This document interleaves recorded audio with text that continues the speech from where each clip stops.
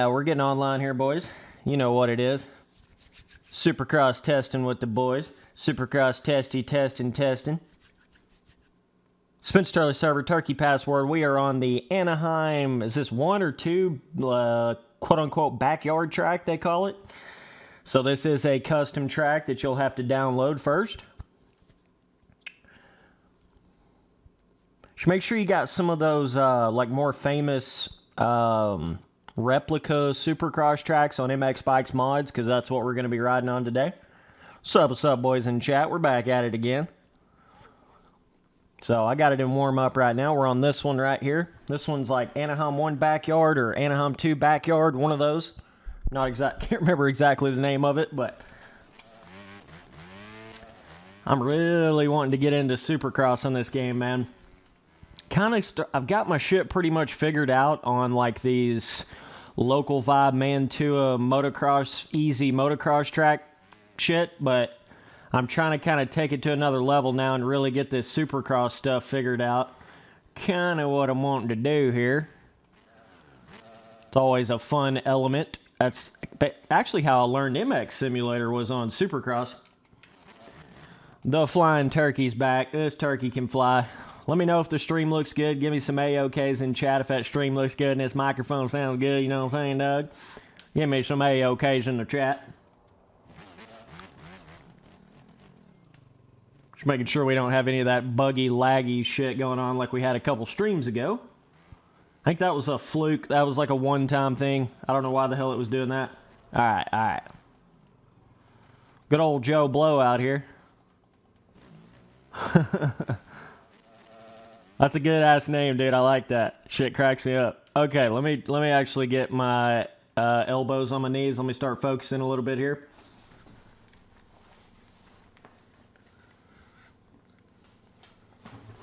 We are in a multiplayer server. Spence Turley server, turkey password. This is a custom Supercross track. This one's Anaheim 1 or 2 backyard. Can't remember exactly. What's up, Jury? What's up, dog?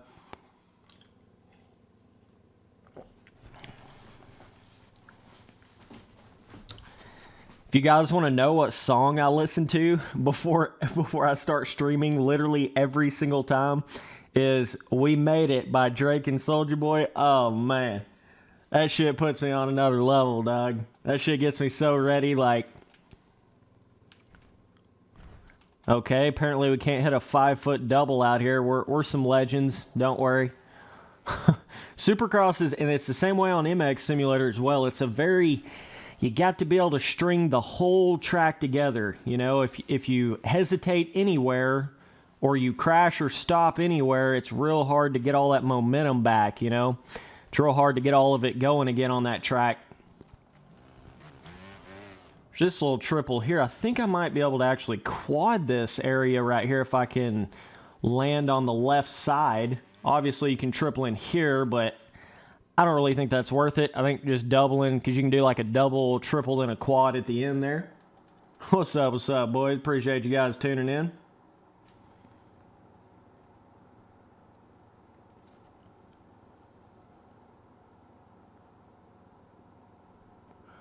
We are on a multiplayer server right now as we speak.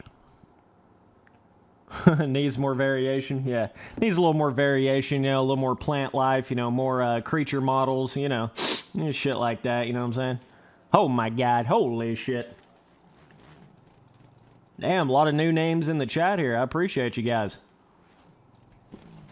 So we're going to be going to all these, let me actually go to it so I can show you the damn tracks that I'm getting on today. Let me just do this real quick. I'll show you all the tracks I'm going to be on so you can download them. So what we're going to be on here is kind of show you what they look like. It's this one right here, 2020 Anaheim 2 Backyard. And then this one, 2020 Oakland Supercross, 2020 San Diego Supercross, 2020 St. Louis, this shit right here. You can kind of go off of these pictures on the mxbikesmods.com and you can kind of see it. These are all the, like, basically the main replica custom Supercross tracks. So, yeah. And this one right here as well, 2020 Tampa Supercross. So, pretty much those, like, 5 or so right there.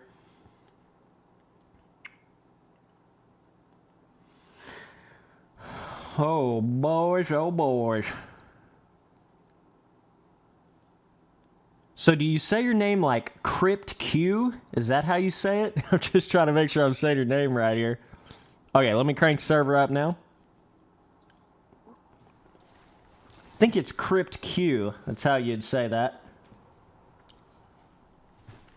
I know you became a member of the channel a couple streams back there.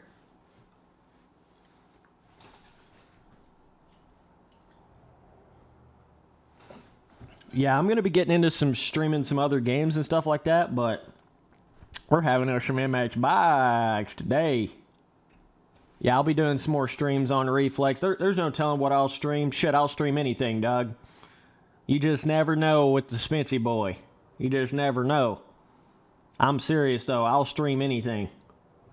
I'll stream friggin' Call of Duty. I'll stream MX versus ATV Unleashed. I'll stream anything, man. Be honest. So this is on warm-up. It'll let you in right now. It's a pretty cool little backyard style track. I kind of like the vibe of this one. Even though it is pretty basic looking, it's still kind of cool.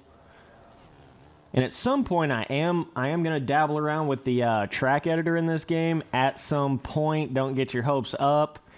But obviously, I'm going to be getting into... I'm going to kind of start trying to figure that out at some process. We'll see about that. So, yeah. I'm just trying to figure out this new damn streaming thing on YouTube. It's pretty weird. You can't use the streaming classic thing anymore. So that's a little unfortunate. By the way, we're on the 350.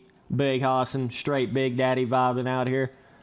Like I said before, in that last stream, I feel like the 350 is actually better than the 450 in this game, if you know how to ride it, because the nimbleness of it sort of outweighs the slight bottom end acceleration advantage of the 450. I would rather have it a little more nimble versus just a heavier and a little bit more bottom end, you know. I'd rather have a more nimble bike and a bike that kind of gets up in the RPMs a little quicker. It seems like the 450s in this game, you got to be real low gears to get the real power out of it. So I'm kind of more into I know on MX Simulator I shift like constantly. So this 350 just kind of naturally fits me better here. Oh my god, let me just wreck like 25 times. I don't know what the fuck. I need to wake up a little bit here. Sometimes it takes me a minute to get my shit together. It always takes me like a race. Whenever I get back in these simulators, I'm going to look like an absolute scrub for like the first race, and then I get back into it, and it's like, okay, Spency boy knows what he's doing. Okay. What's up, boys? Just tuning in. Appreciate you. Holy shit. This game is interesting, though. You got to be careful with... It is a pretty precise, like, landing game, because a lot of the landings in this game are very, like, short. So you actually got to be pretty damn careful in this game when you're hitting jumps and stuff like that. I don't think it's quite as forgiving as far as like over jumping stuff in this game as it would be like MX Simulator. So it's interesting, you know. I always talk about MX bikes being more like arcadey, easier, which it is, but there is certain elements to it, and I don't know if that's just the way they design the tracks or whatever. It kind of seems like it. Seems like they kind of whoa, fucking my brain's like trying to triple in while I'm trying to talk. I almost think I could quad into that actually right there, but we'll see. Then you gotta be careful not over jump that triple, so that's a little tricky. Okay. Okay. Carry all that speed around there. So yeah, it's the scaling of the way these tracks are made in MX bikes is what's kind of interesting. It's a lot like shorter lanes, it seems like. You know, especially on some of the motocross tracks, you see a lot of it's just like short lanes, you know? So it's not as like spread out. Like if you go to the Washington track and you compare it to like MX Sim and shit like that, you can tell it's very different as far as that side of it. And it kind of is the way with the jumps as well. A lot of the jumps seem close together and kind of peak down in this game compared to a lot of the tracks on MX Sim. So kind of gives it a little bit of a different vibe. You can kind of almost quad that right there. Really scared to try to quad up to that table in right here. I don't know how possible that really is. That'd be pretty tough. And this triple, you just got to be real precise right in there and not over jump that first triple. So, and then not, you know, do a goddamn Justin Barsha on the main triple. But yeah, these simulators, you know, I think that's what throws a lot of people off in Supercross on these games, is they don't realize how precise you actually have to be. And there's not a lot of room for error, you know. There's not a lot of forgiveness on these Supercross tracks. You pretty much got to be right on point. So you kind of got to be like, you got to be confident. You can't hesitate, but at the same time, you can't just ride stupid or you're just going to die, you know. You're just going to flip right over. So it's this interesting balance of, you got to be confident. So you're just going to wreck a lot. I mean, that's pretty much what it comes down to when you learn Supercross in a simulator. You're just going to wreck a lot before you start really learning what the hell you're doing. You know, it's not much of a slow workup. It's kind of like you suck at it, and then all of a sudden you start, like, you're pretty damn good at it, you know? It's kind of the way it works. Whereas motocross, there's a little more in between. There's a little more of a process of learning it, you know, because you don't have to jump that certain triple in or, you know, whatever a lot of times on a motocross track. So that's what makes them quite different. But yeah, appreciate y'all boys tuning in the stream. Be sure and hit that join button to see the membership perks. I need 3 members to unlock another custom emoji slot, so we're trying to get that out here. We got the turkey custom emoji. We got the Haas custom emoji. We got a lot of cool stuff coming with that. Still, I'm kind of lollygagging on my starts. I don't know what the hell's going on. We are in a multiplayer server here. I know the title just says Supercross Training, but we're training in here in multiplayer. We're out here on the Red Bull KTM 350 Team Training Day. Don't worry. Oh, shit, I didn't even reset the track. Oh, my God. I was not expecting all those ruts right there. Oh, awesome track turnaround re-entry, Spence. I'm going to give you a 2-week suspension for that one, bud. Good one, dog. Okay. Okay. Whoa. Gotta be careful not to over-jump these main triples. That's a big place that'll kill you on MX bikes when you start. And all you gotta do is over-jump it just a little bit, and then you get the head shake, you know, front end lock filling, and then you can't really bring it back around. So you gotta be real careful of that. Yeah, we have a tea. That's like one of the first custom emojis I made was a teacup emoji. Literally.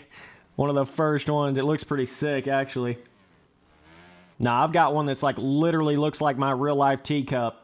Like, not just a little, you know, little iPhone emoji teacup shit. We also have like a green alien emoji as well, which is pretty cool. But yeah, I want to get like a vibe. You know, you can kind of, 2 different kind of ways to make emojis. You can either make like actual pictures of something, or you can make, you know, words. So that's where the sup and dude and Haas, and I'm going to have vibe in there as well. Don't know what else, but yeah. Oh, shit. Okay, we're still good. We're alive. So we got these puppies on 5 laps here. Should be some good training. Just trying to get my vibe. I don't want to get carried away and get like put way too much time into motocross and then I like totally suck at Supercross in this game. I need to kind of even it out a little bit. So we'll see if I can manage that. Let me try to not jump into the dragon's back. So when you kind of let off a little, it allows you to hit it like that. You gotta be careful here as well, not over jump. What's up, guys? Just tuning in. I appreciate you. We're just out here doing a little, oh my God, we're out here just crashing on the 350. You know what it is. We're out here on a multiplayer server. Spence Turley server, turkey password as always. We're on the Anaheim 2 backyard custom track here. We'll be getting on all of those like main custom replica tracks in this game. That's what I'm going to be doing on this stream. So like the 2020 Tampa custom track, 2020 Oakland custom Supercross track. Those kind of tracks, you'll see them. They're pretty like kind of all there together on the mxbikesmods.com. So you'll see them there. It's not that hard to. I figure most people already have all those tracks in this game, but Like if you play on custom tracks on MX bikes, you're pretty much going to have all these tracks already. But yeah, these are like what you'd call the main replica tracks of the game. That fucking little double right there every time, bro. My front end's like, I'm just going to go to the moon and back, you know. Just going to go to the moon and back real quick. So you can kind of jump into the dragon's back a little like that. These dudes behind me seem to be struggling. I mean, I'm struggling, and they're struggling even worse, it looks like. I don't even think they can get around the track. It's kind of funny when you get people on these. Exhibit 79,000. Exhibit Z, right? Ooh, that's getting a rut right there. It's hard to get if you're not really like you don't know Supercross in one of these simulators. You ain't really rode on it much. It's pretty hard to even get around a track, you know. So I think that's what these boys are running into a little bit here. Can let off there. Whoa, backflip, Spency boy backflip days. And I'm even out here struggling a little. I don't really know these Supercross tracks, so I've come to learn that I'm laying on the ground for like a decade. Now, I've come to learn that when you haven't really fully learned a certain simulator, like 50% of how fast you're going to be going on a track is how much you know that particular track. You know? You guys seen me on the Mantua track. I can straight big hoss on that track, right? But it's like when I get on one of these other tracks that I don't really know is good, it's a lot. You're going to go a lot slower when you don't really understand the sim. You haven't really played the simulator a lot, right? Whereas like with MX Simulator, I've played that game so much it don't even matter if I know the track or not. I'm going to be able to get around it pretty good, you know. When you're still at a bit of a lower level, you really got to know the track that you're riding on. Makes a big difference. Really big difference. Okay, so we're chilling in first here by like, I think we're coming up about to lap all the guys here, I think. Just trying to kind of give you a little where we're at in the race here. We're on like lap probably 4 out of 5. So I'll put it back in warm up once I get back around here. Okay, definitely get in third. Yeah, we got 1 lap left. Gotta be careful on that triple. That one's real easy to overjump. We are getting some deformation on some of these ruts here. I just need to let off the gas here. Just kind of hit it like this. Yeah. I was kind of trying to rush into that section a little bit too much.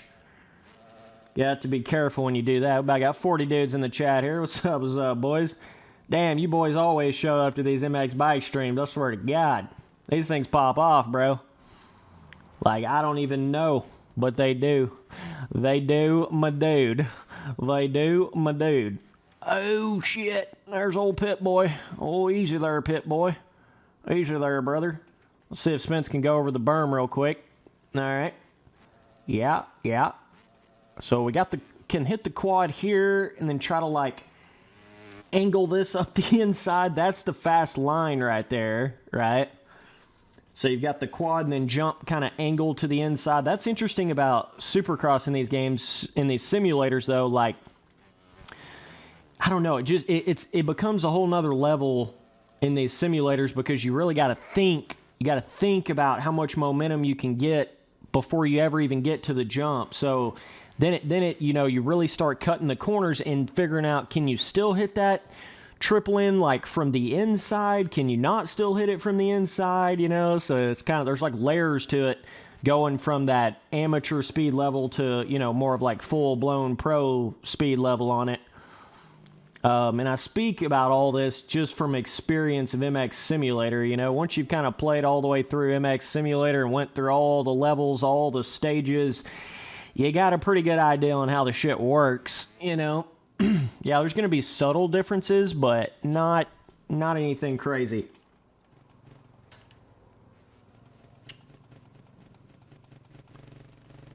Yeah, I've been hearing a lot of people talk about they don't like how MX Bikes kind of bounces you around a little bit. I think they're actually going to adjust on that with future physics updates to this game. I think they'll end up kind of warping upon how it... how, like, when you overjump something and it doesn't really pop you off the bike, Of course, you're supposed to kind of bounce on something like that, but you know, when you overjump something, a lot of times it won't really pop you off. It just kind of creates this weird locked into this bouncing animation that you just can't like get out of. So that can be a little bizarre.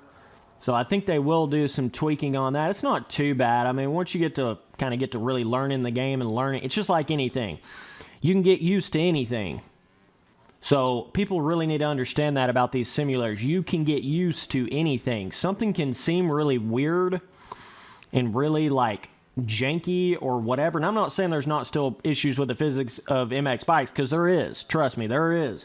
But you can get used to anything is what I'm getting at. You know, you can just about get used to any bike, any setting, anything, you know. And once you ride with it enough, it starts feeling so natural that it's like don't even matter really anymore what the issues it had with it, you know, because you've learned it to such an extent that you're able to ride fast anyways. So kind of what you get into with that a little bit. All right, we'll get this back in warm up here. Actually, what I'm going to do is go to another track. I'm going to kind of keep this moving here.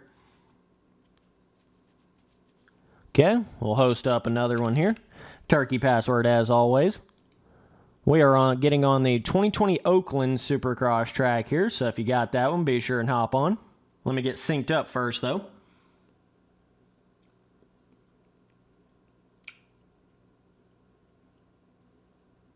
Yeah, you can't go into third person because I have first person locked, like first person forced on my server, so you gotta be a big hoss in my server, dog. Yeah, the reason why I do that is just because I had a few moments there in a couple of the races where dudes were like in third person, and it was pretty damn obvious because they were taking me out when I was like totally on the other side of them. And kind of behind them. There's no way they could have saw me in first person. So I want to kind of create a little bit more of an even playing field by forcing first person on. That's why I'm doing it here. Yeah, this is 2020 Oakland. Old Oakland.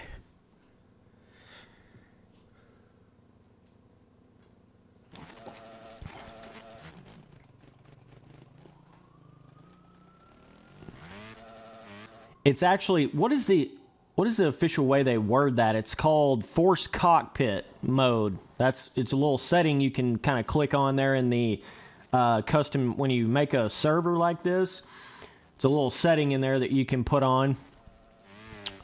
So that's cool. I need to do that on my MX Simulator server. I'm pretty sure there's an option in there on the Flowtech shit on MX Sim. I want to force cockpit on MX Simulator as well. You know, and that's kind of my thing. You know, I'm okay to have a third person in a simulator. I've never been an advocate of like trying to be like, oh, you just shouldn't have third person in a simulator at all, even though some of the little hater boys like to try to turn it into that, like try to act like I'm saying that. No, I'm not. I'm not saying just don't have third person at all. What I'm saying is like, you can have third person and go in there and throw whips and have fun. And if you want to have third person specific, you know, servers and third person specific pro racing, that's cool.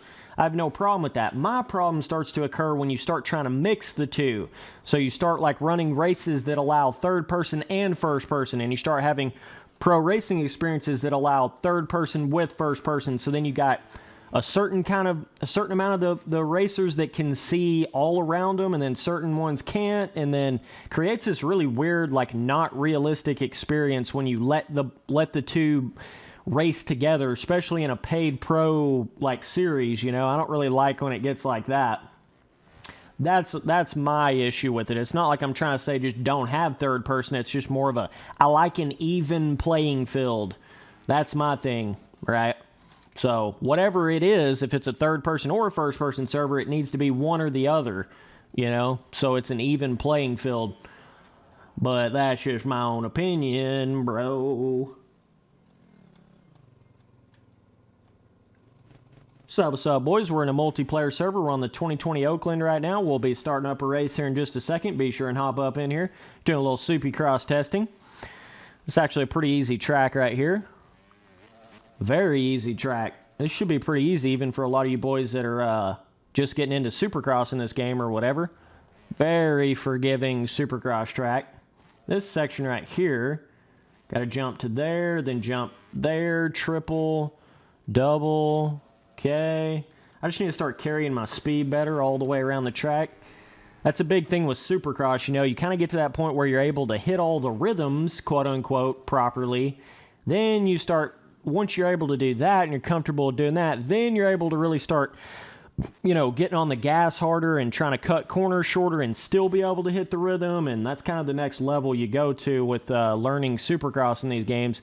You know, you gotta learn all the rhythms first and how to hit them, and then you go faster, you know. Then you start scrubbing stuff and still being able to hit it. Then you're able to carry more momentum and hit it even harder and scrub even harder and still land in the right, you know, area. And, you know, it kind of gets into all that. Oh, shit. That's a little part I still need to learn in this game a bit. 2020 Oakland, Crypt Q. That's the track, 2020 Oakland. So, yeah, that's a little aspect I still need to kind of... learn a little bit here is whenever I dive to the inside and I'm trying to like really pivot the bike really quickly, shit gets out of shape in a heartbeat. I really need to learn that. That's a little bit of an aspect I need to get better at in the game, definitely. But yeah, we on that throttle. Got a double, triple here. Can be a little tricky. Kind of this track's got not very like peaked out jumps, but they are pretty spaced apart. So you still got to kind of be on the gas when you're hitting it. Okay. Kind of roll up the inside here. I'm not even sure what to hit here. You can kind of jump to there. That ain't going to be worth it for shit. Just going to die on that wall. All right.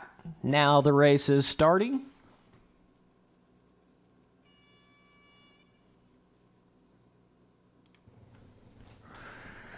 Dude asked me in chat if I ever ride a 250 on MX Sim. Not really. I just don't really like the way the 250 feels on MX Simulator. It's very, I mean, if you get into really riding on the 450 on MX Simulator, you know, you start to realize, especially if you're riding on like 17 tracks or any kind of Supercross track where you gotta have a 450 to hit a certain quad or a certain whatever, it is a whole nother level to the game for sure.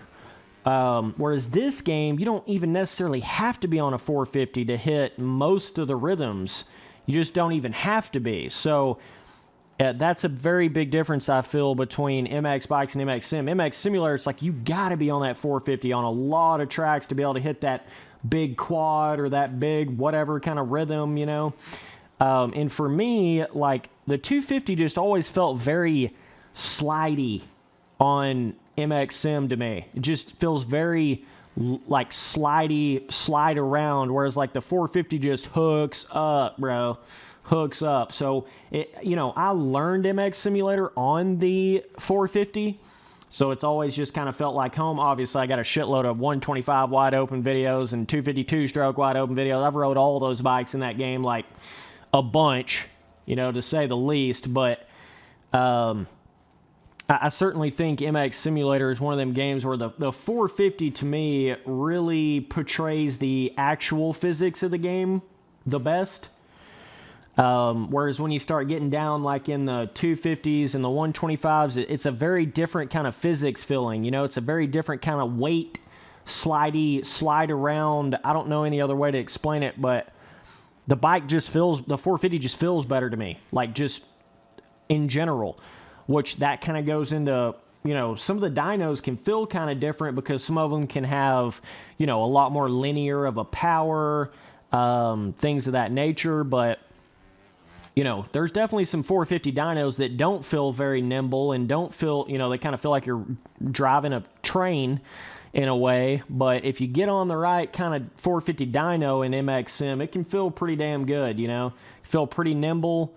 Not slide around like the 250, shit like that, you know, so, but, you know, there's people that make, like, 250 specific setups to try to combat that slide around feeling and all kinds of shit like that, so, but I've just never really gotten into the 250 on MX Simulator. I just don't care to.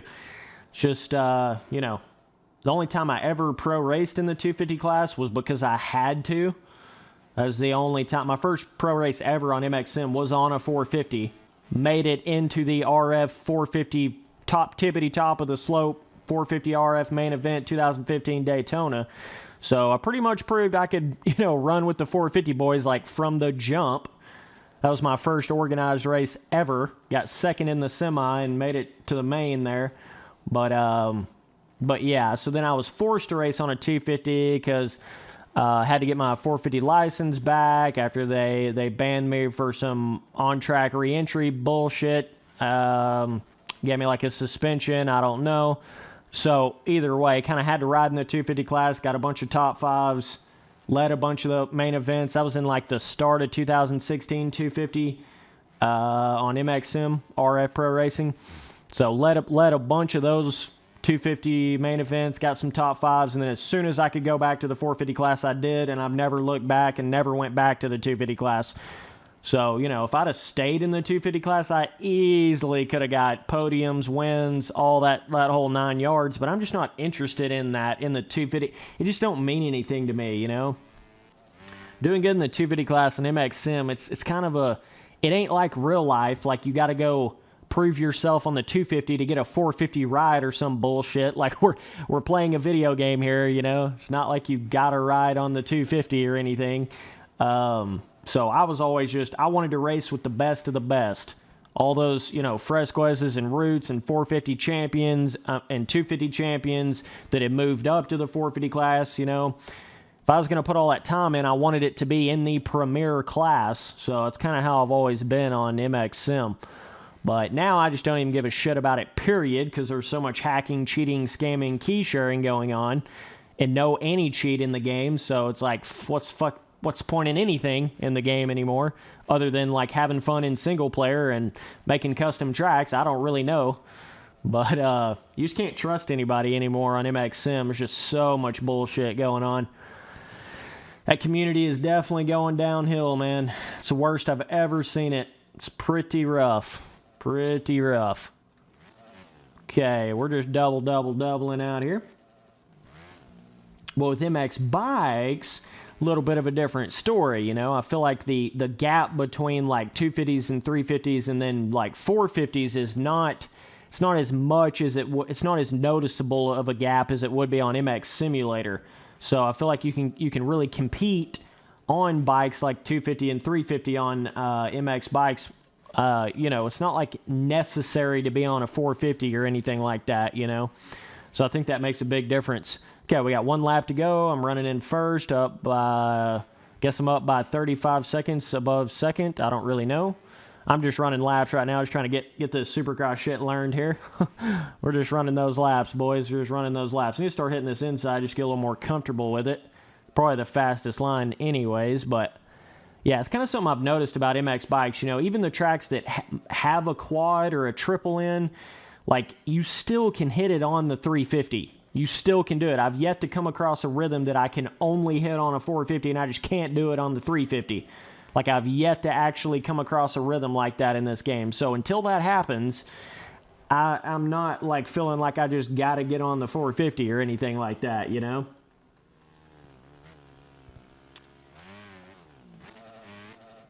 Okay. Okay. Woo. Okay. Yeah, I need to start learning these tracks a little better, though, for sure. Gotta get these tracks down.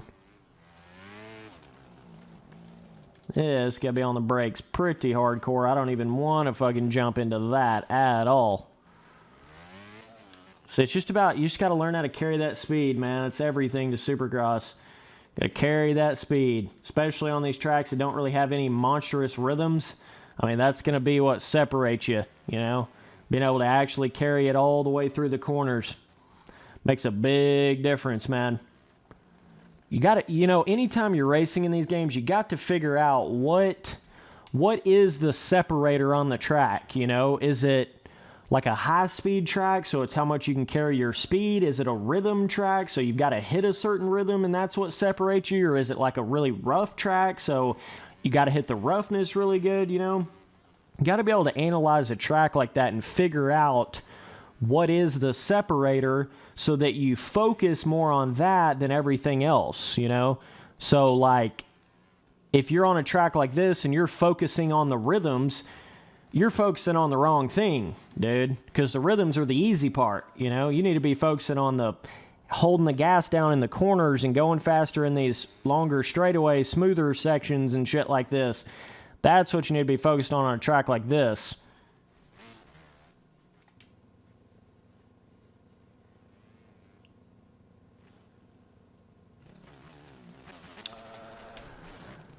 Okay. So we're going, that was the race right there. We're going to move on to the next track. Okay. We're going to move on to the next track. I'm just going to kind of go down the list of these replica tracks here. So we're going to go on down to the old San Diego. I just like to keep it moving, you know. I like to, when I'm not really trying to focus on one track, I'm just trying to get better at Supercross in general, right? So I'm just trying to kind of go to all these different tracks, get as much experience as I can. He cracks me up. These boys, they're having to learn how to play the game in first person. Oh, man. I'm keeping it on, big dog. Sorry to break it to you, but I'm keeping it on.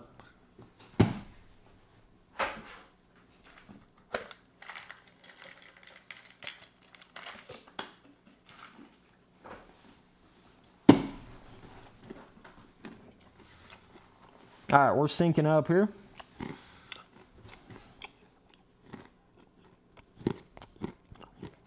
We are on San Diego, 2020 San Diego custom track. Okay. Yeah, there's pro races in this game, but not really.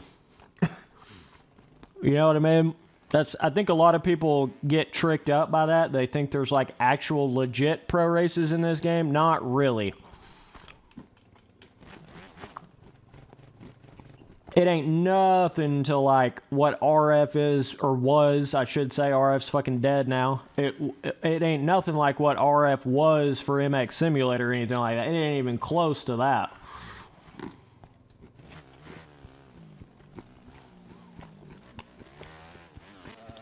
Now this track's got some tough blocks on it. I don't think they're collidable though, so.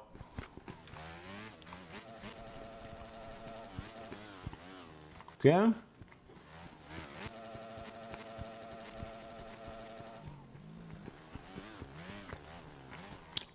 Like, I don't even think there's actually money prizes for the pro races in this game, so. I mean, there might be, I don't know. But whatever that series is, that like the biggest organized series of this game, do they actually give out prizes or money or anything? Somebody answer that for me.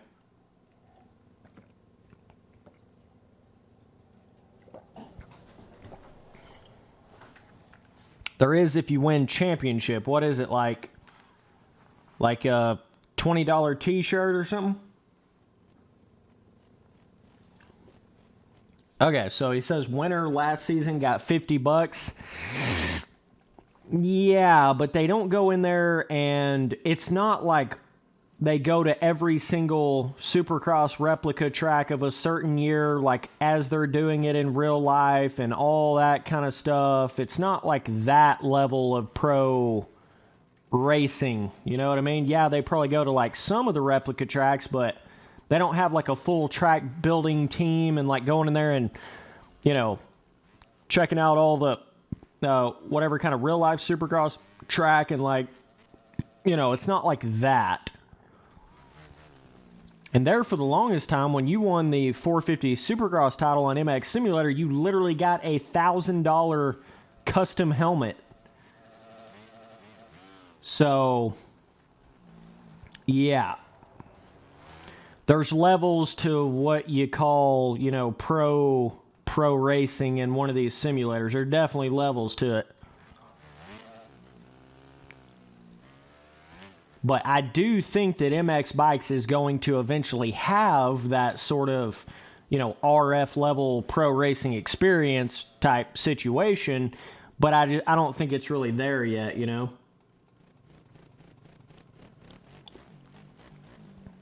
Yeah, all the tracks can be replica tracks, but what I'm getting at is it's not like you're going to all of the replica tracks of a certain year. You know what I mean? You're not like starting at Anaheim 1, and then in real life they go to whatever that next round is, and then you run that MX Bikes Pro Race on that next replicated round like a week before or a week after, and they go to every single round. And it's not to that level, is it? It's not like that.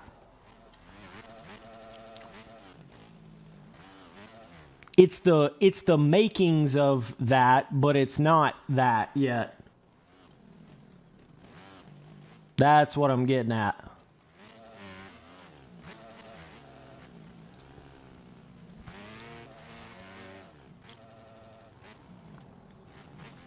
But they've cut back a lot on like MX simulators shit, like, or RF, I should say specifically. Like, you don't get no $1,000 custom helmet for when. That's the crazy part.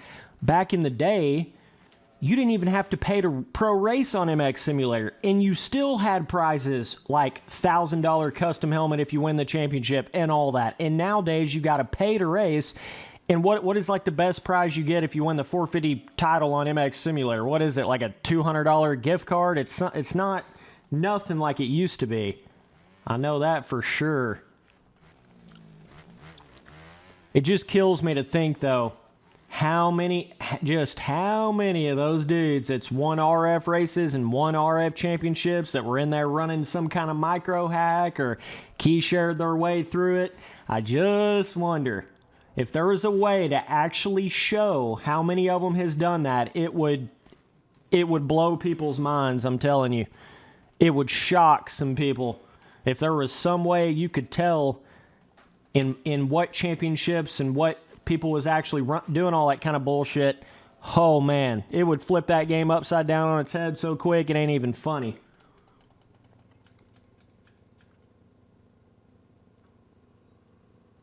What's up, Cody? What's up, dog? I appreciate the support.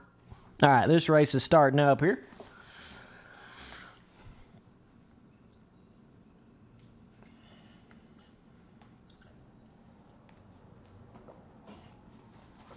So basically, my sort of thing is I'm not going to be interested in any kind of a... Dude asked in the chat in the game, he said, how do you cheat in a MX game, dog? Have you not seen all the hacks on MX Simulator? Have you not seen them all? You got to be kidding me, man. They just came out with an anti-hack, low gravity hack in MX Simulator. I don't know if some of you boys have seen that or not. That's a brand new hack. I've never even seen it before. But they've got it where you literally hit a whoop section and it's like you could float over the entire whoop section. Literally, you just float.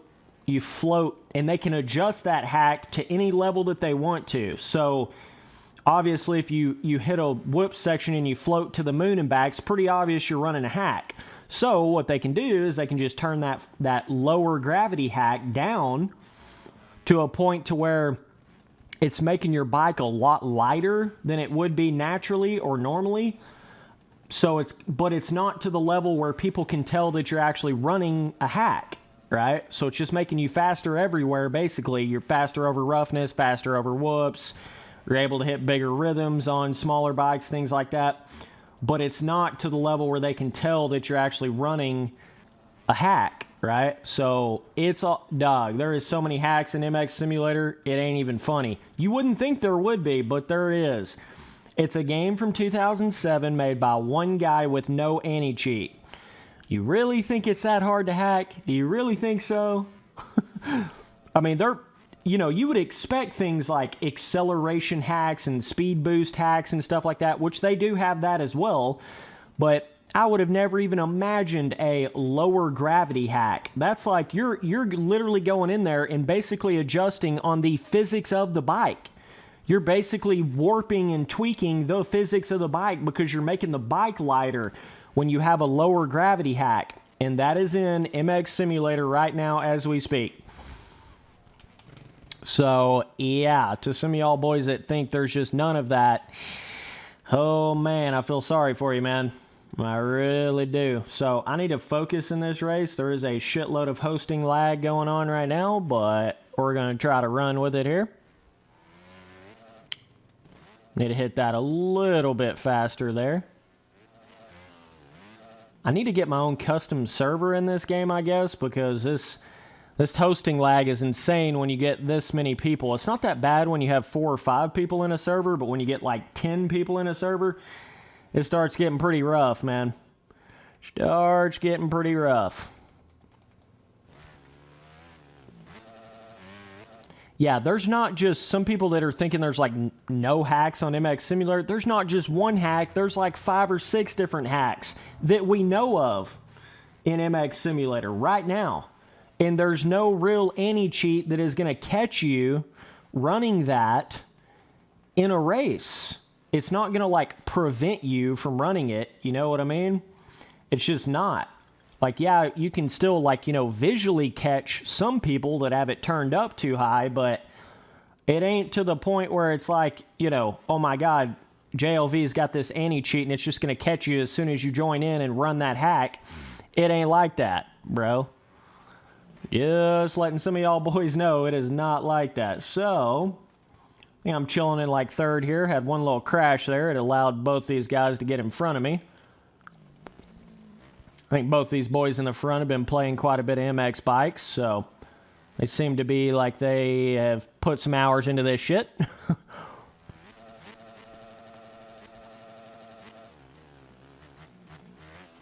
So, let's see here what we can do here. I'm just working my way through the game, man. You're going to have mistakes and stuff, you know? You're going to have mistakes in these simulators. The key is to not get frustrated, you know? You got to understand it's a marathon, it's not a sprint, learning these simulators. You just got to... You kind of got to go with the flow, you know? You're going to have people that hop in servers, and this, whether or not you're in MX Simulator or MX Bikes, it doesn't matter, same difference. You're going to have people that are going to swoop up in a server, and they're going to fucking rip you a new one, you know? That's just going to happen, period.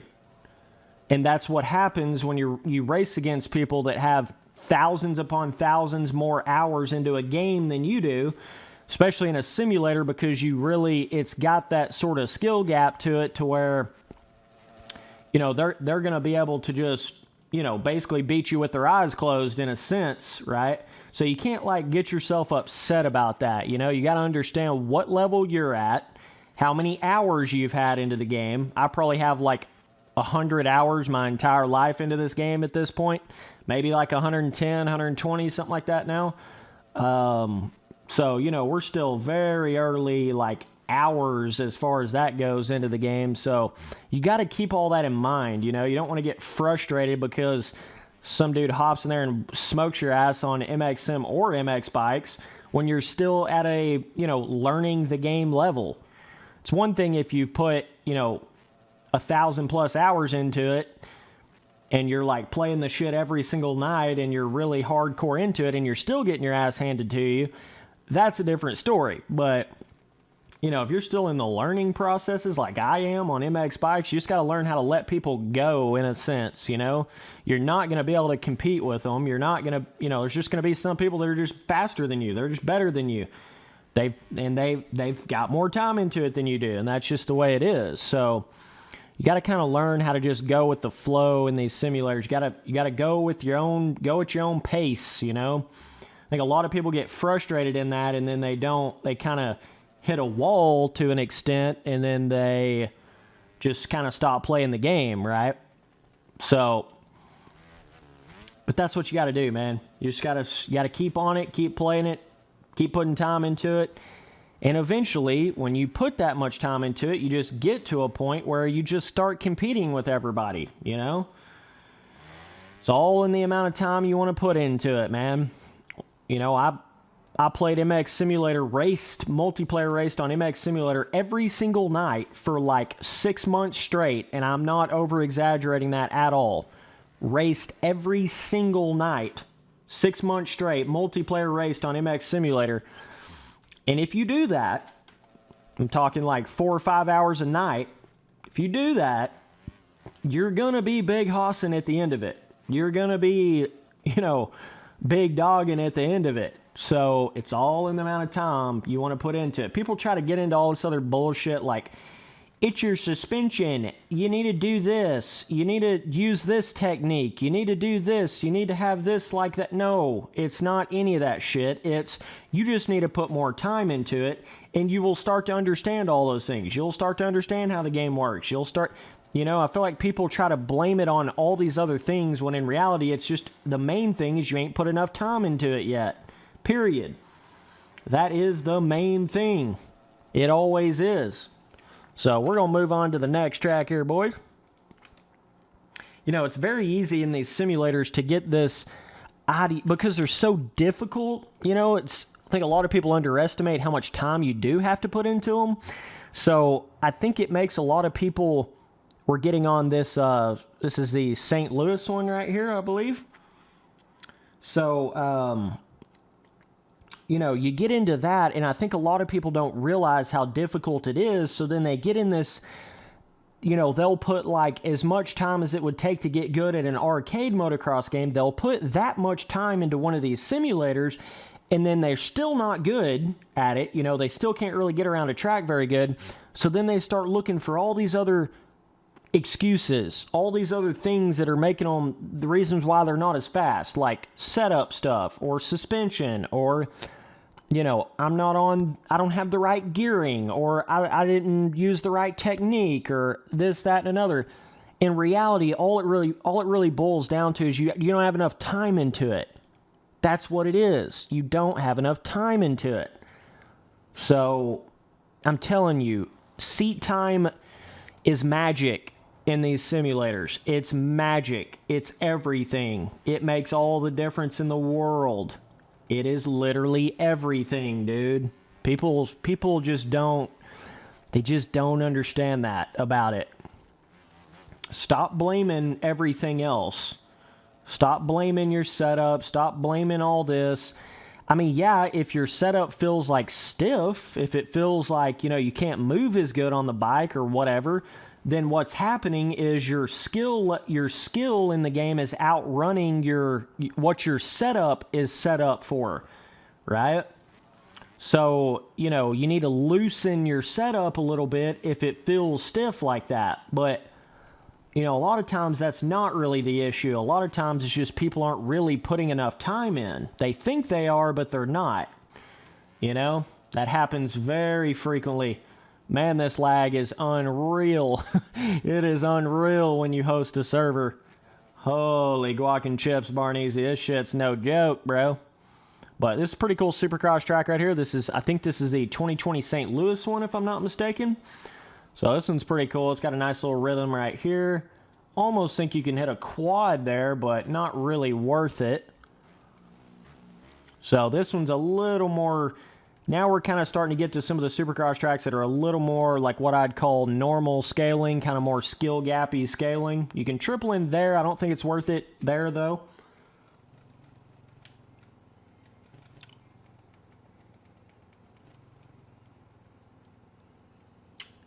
So, a dude asked me in chat, do I think MX Bikes is more of a sim or more of an arcade game?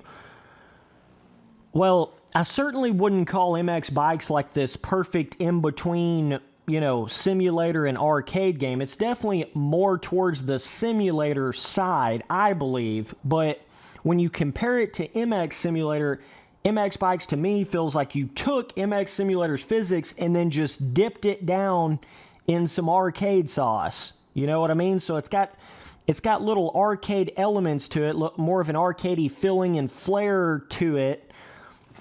But it's certainly not what I would call like some perfectly in-between sim arcade hybrid or whatever the hell. It's certainly not what I would call like that. You know what I mean?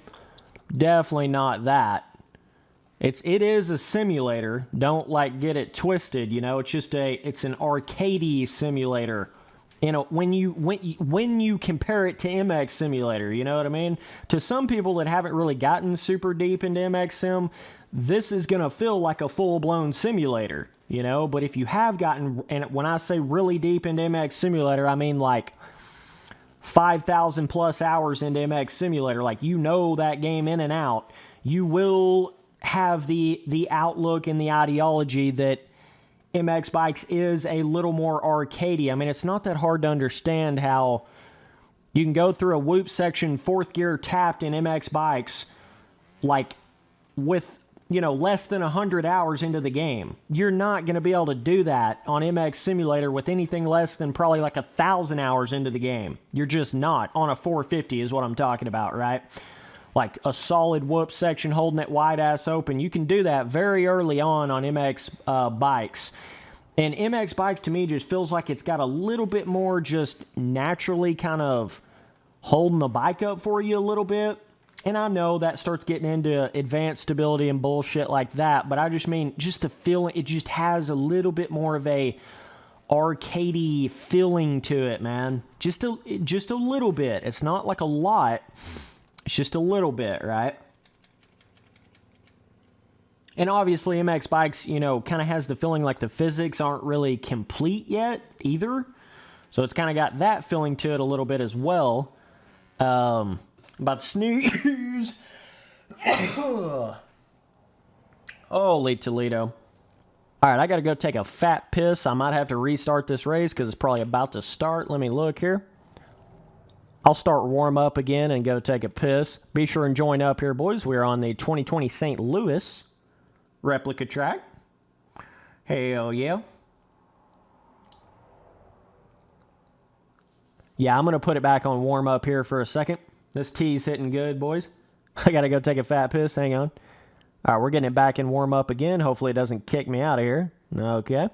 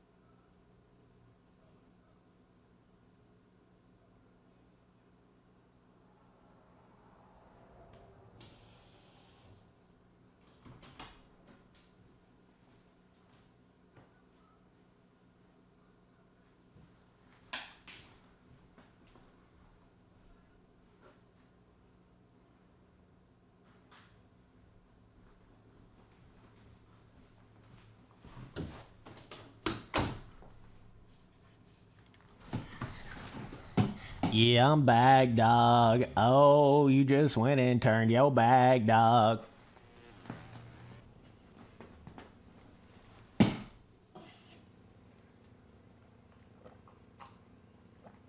We're sipping on the tea in the pits real quick.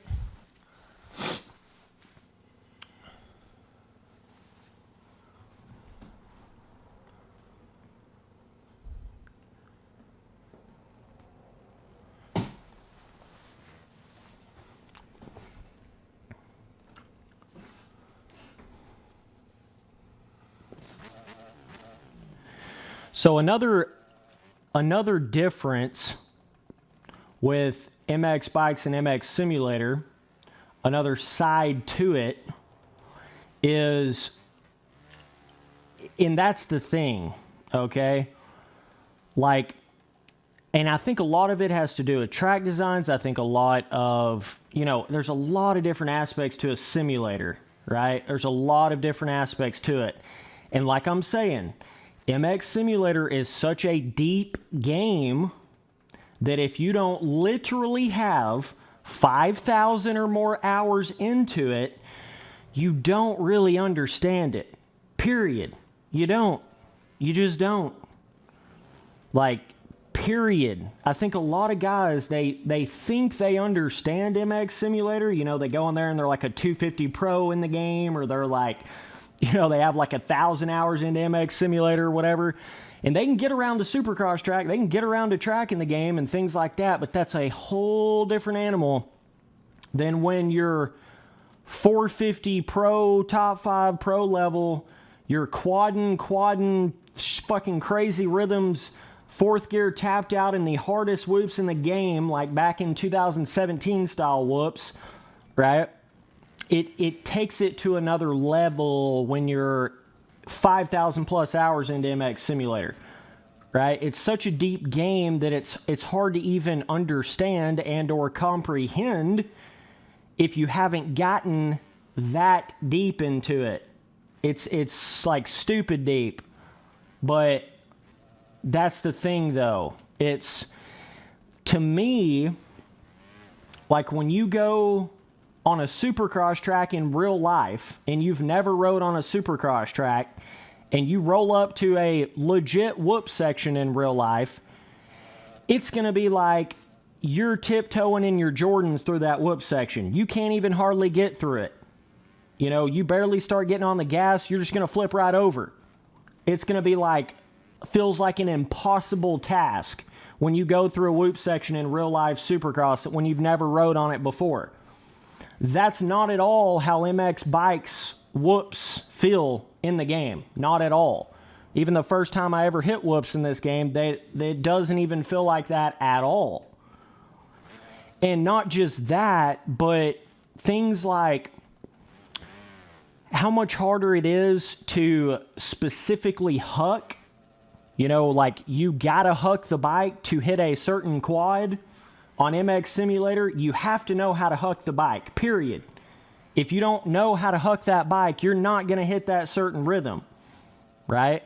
Whereas a lot of these bigger rhythms on MX bikes, it's not even really about how you're hucking.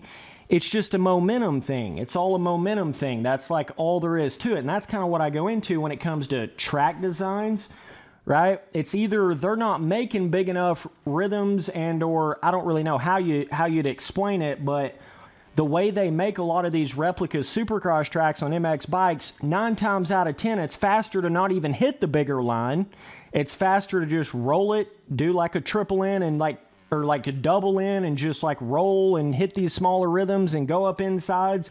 Whereas MX Simulator, you literally have to be able to 450 wide open, triple, quad, you know, that's just something, that's a very big difference that I've noticed with the two. And that, you know, a lot of that is track design, a lot of that is that sort of vibe to it, you know. But it's, you get in this endless conversation when you start trying to get this argument of which one's more realistic and this kind of shit, and it's, you're just going to run into a wall argument. Every single time, a wall argument. Like, people that have put more than 5,000 hours into MX Simulator are going to tell you that game's more realistic. And people that haven't put that much time into MX Simulator, a lot of them anyways, are going to tell you MX Bikes feels more realistic. So it's just all in, you know, that makes a very big difference to it. So, yeah, the way I look at it is MX Bikes is just a different kind of simulator, right? So there's certain elements of MX Bikes that feel more realistic than MX Simulator. There's certain elements, but as a whole, for me personally, it doesn't have nowhere near the depth of like going from 0 to 100 skill through the game, you know?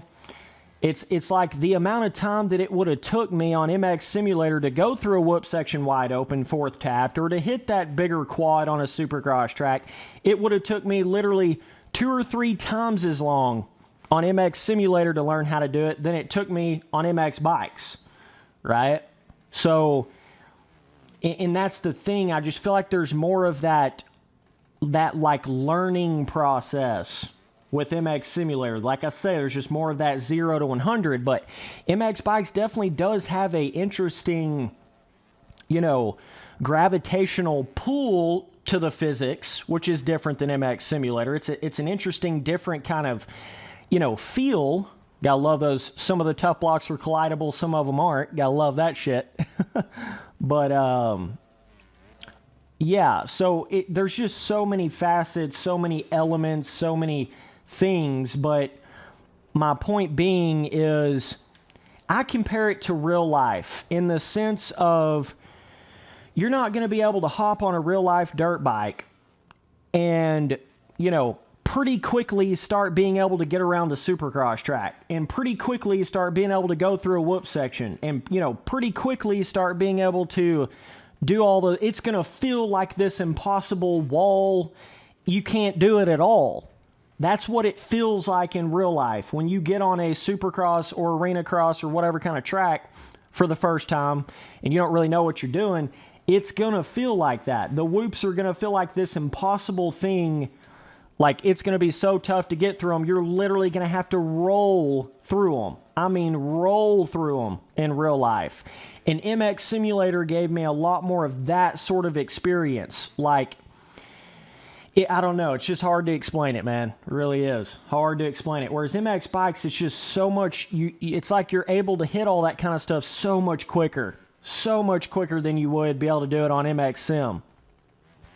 So, that's my thing is you can sit here and talk about, till you're blue in the face about which one feels more realistic or whatever you want to, but in all reality, I feel like the progression and the working from nothing to something, that whole like experience feels way more normal, like it would be like time-wise, like it would be in real life to me on MX Simulator than it does MX Bikes. And I get it, once you learn one simulator, another simulator is going to be a lot easier to learn. I totally get that. And guess what? I'm taking account for all that when I say that, okay? Even still considering that, it's like, you're not going to go, you see how fast I'm going around this Supercross track? I'm not blazing around it, but I'm getting around it. Like I'm going around the track, hitting the triple, getting around the track, going through the whoop section. Not saying I'm literally the most fastest dude ever on this track and I'm just absolutely, wicked hauling ass, but I'm getting around this Supercross track. And you're not even going to be able to do that in real life or MX Simulator that quickly after getting into it. Or with that amount of time into it. No way in hell would you be able to get around a real-life Supercross track that quickly. No way. So, but that's all things that can change, right? With how they develop their physics in this game and how the game progresses, that's all things that can change in the future. So, you got to keep all those things in mind, man.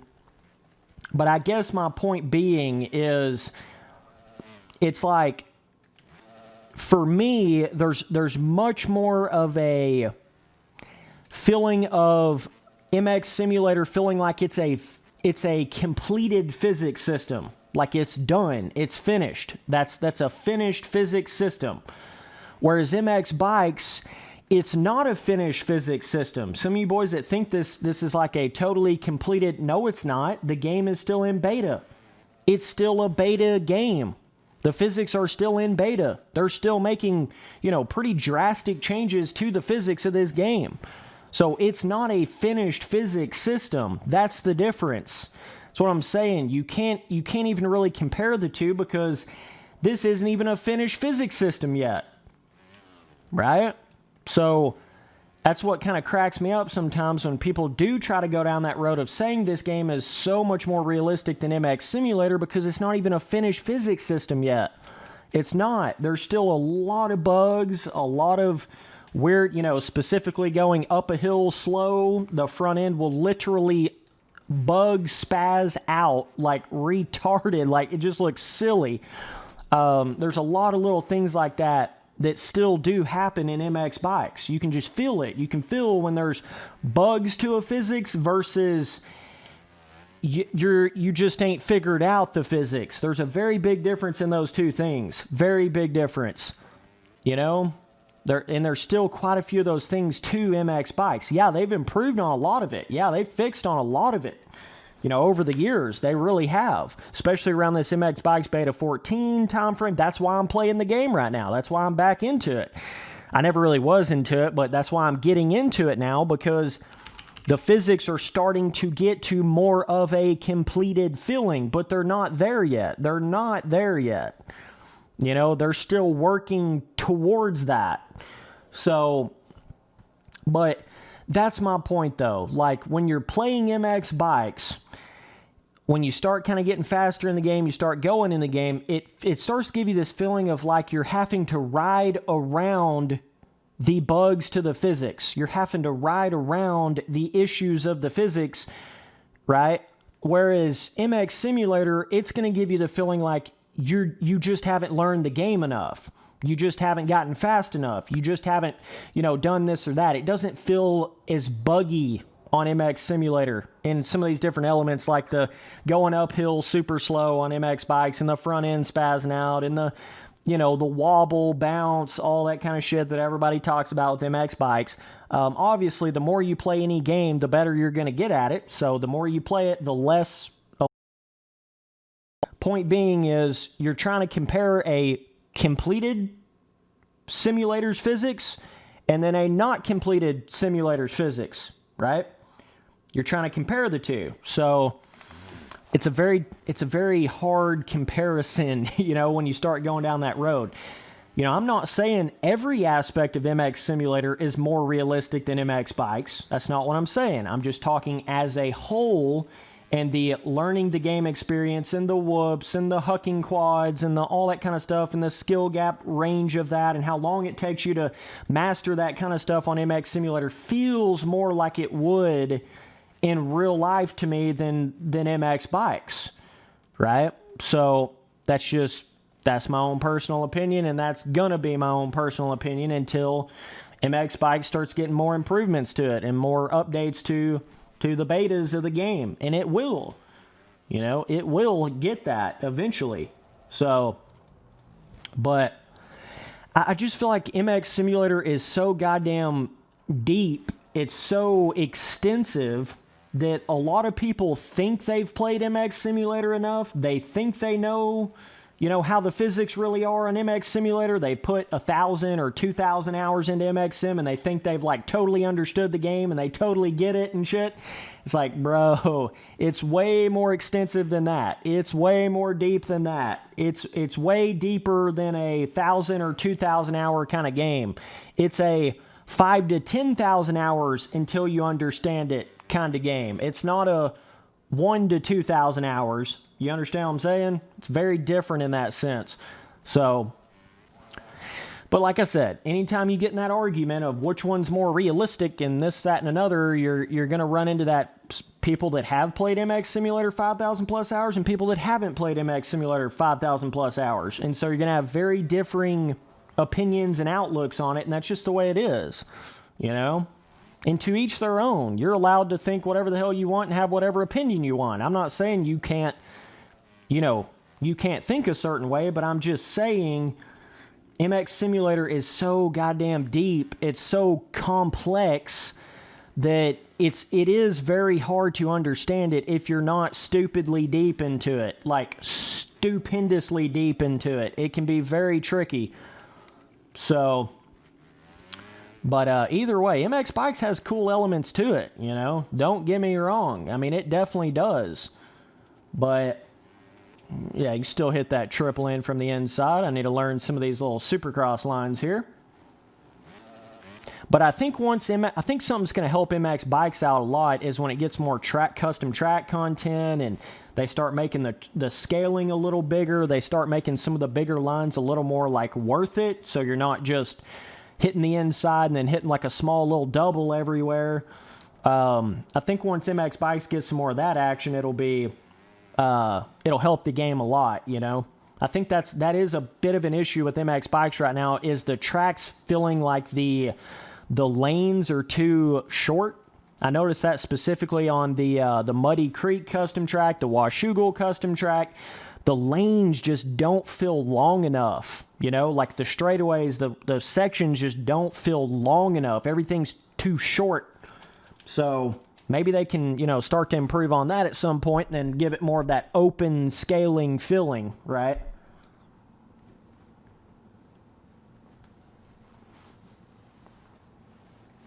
Yes, I did notice that as well, Jeremy. Some of the tracks do seem to lag more for me as well, which is interesting.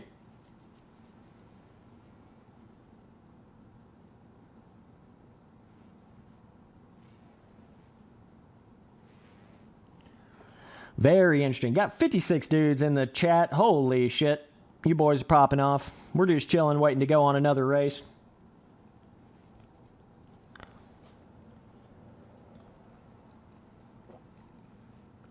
See, MX Simulator is one of those games that, depending on how loose you have the bike, I'm not talking about suspension. I'm talking about rider vertical, horizontal, spring, all that kind of stuff. Right? You know, obviously stability, rider mass distribution, all those kind of things can literally make MX Simulator's physics go from feeling like some restricted, you can't do anything on the bike, to literally more than reflex times 2 level movement. You know? So, and the thing is, you've got to play the game for thousands of hours before you can even get the mind muscle memory to even be able to control the bike at that level, at those different looseness levels to the setup. Well, you really are getting more of like a bizarre, different than what I'm experiencing on MX Sim. You know, you're kind of getting a little bit of a different thing there. Got us a super chat here, boys. This one's coming from Agris. I don't even know how to say your name. Siksna? Sixna? I don't even know how to say your name. Agris Sixna, I guess. I don't know. Thanks for the 10 euros. Damn, dog. I appreciate you. Over there across the pond. I appreciate you, brother. Stream popping off, boys. It be popping off out here, boys.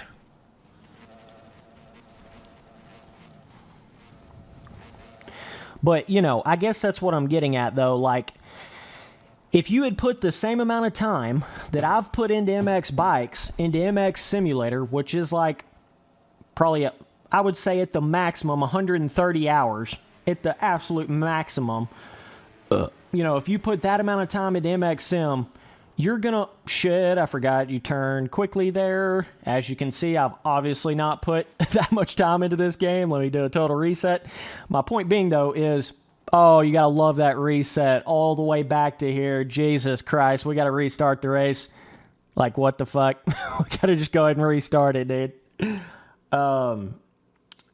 So, sorry about that. Anytime I do a reset and it puts me across the track, I just got to restart it.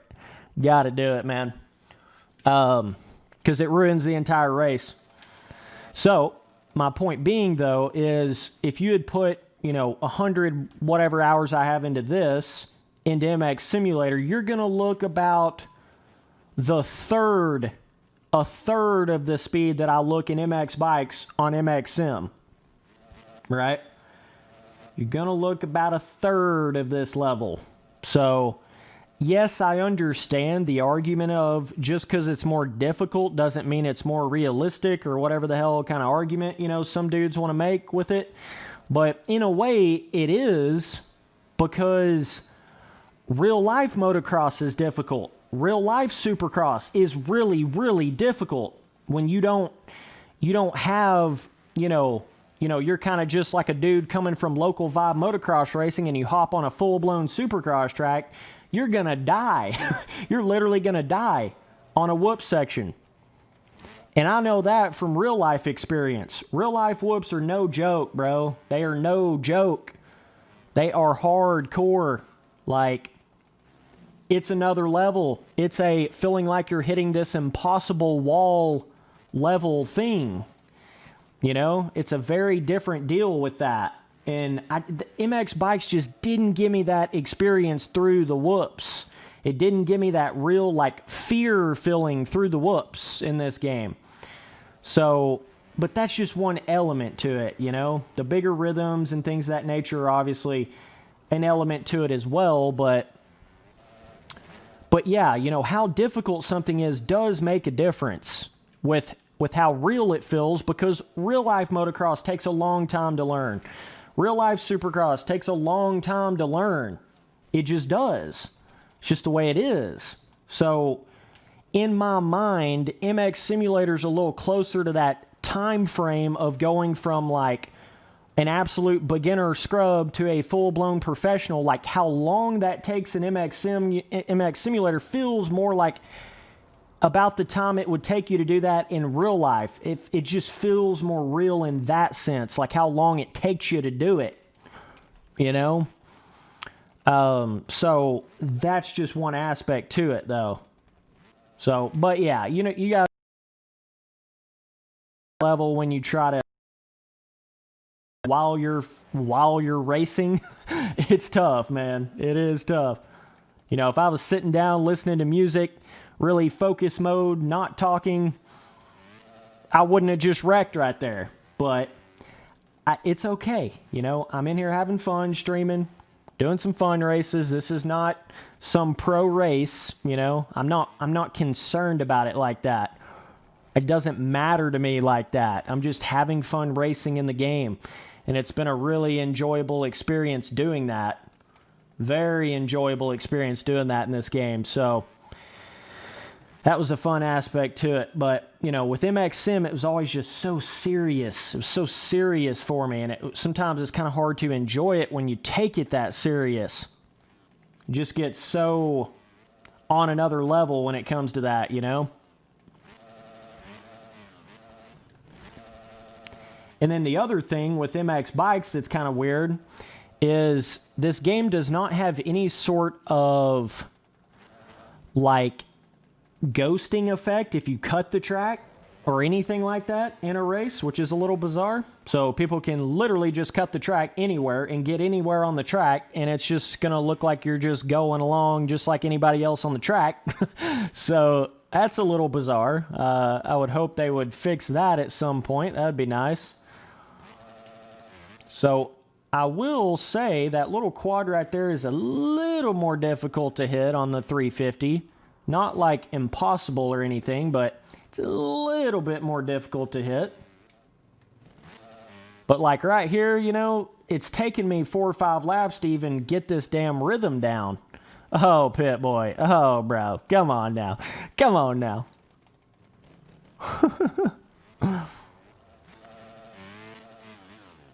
Okay. Okay.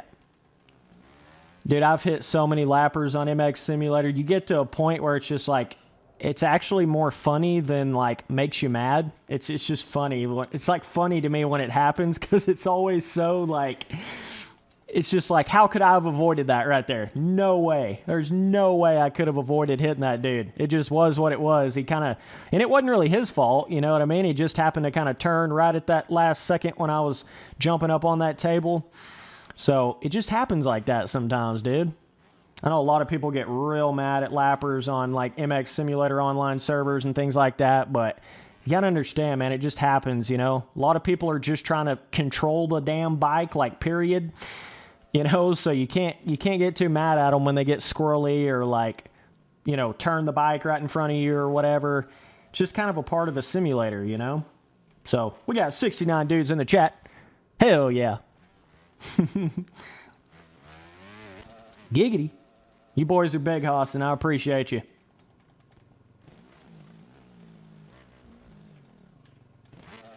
Holy shit day. That's a little aspect of the game I need to learn a little better. 70 viewers. God damn, we're popping off again. So I guess that wasn't a raid the last time I got to 84 viewers. Guess it wasn't, because here we are again at 70. I appreciate you guys. Be sure and hit that notification bell if you want to get the notifications for my live streams.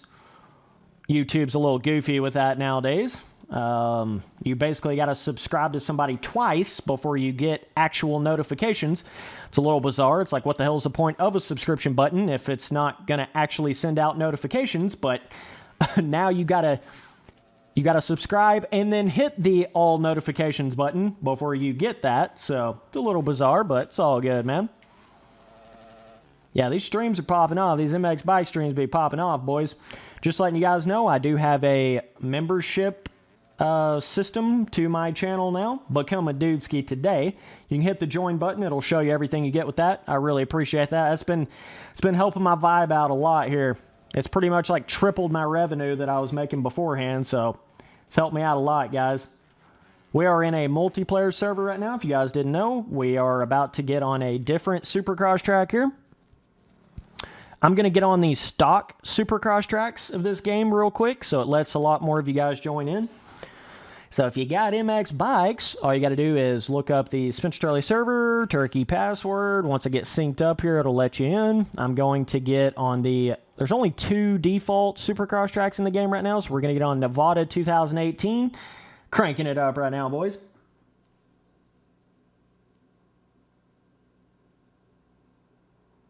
So... yeah, but with the memberships, like I was saying, it's pretty much like a subscription on Twitch. Same price, $4.99 a month. You can cancel anytime. There's a bunch of perks you get with it. Obviously, you get access to custom emojis and members-only videos and all that kind of shit. But one of the biggest things you get is gives you access to the Dudeski role of my Discord. And this is going to give you access to go in there and talk to me in my Dudeski voice chat on my Discord. I go in there and play all kinds of games off stream, specifically in the Dudeski voice chat. So I go in there and play games like, you know, PUBG, Call of Duty, MX Simulator, MX Bikes, and that kind of gives you a chance to actually go in there and play games with me and talk to me and stuff like that. So as soon as you become a member, all you got to do is DM me on Instagram at Spencer Turley, no spaces and no capital letters. And I will get you in the Dudeski role of my Discord, and it will give you access to that. So I'm hoping to kind of grow that up into more of a thing and have cool, like, members-only ride days and members training on MX Simulator and cool shit like that. So we'll be looking into that really soon, but yeah, really happy to get that going, man. That has definitely helped the channel out a lot as far as revenue. We're back up to 74 viewers. I appreciate you guys. Damn, I don't know why my stream has been getting to that level now, but I appreciate it.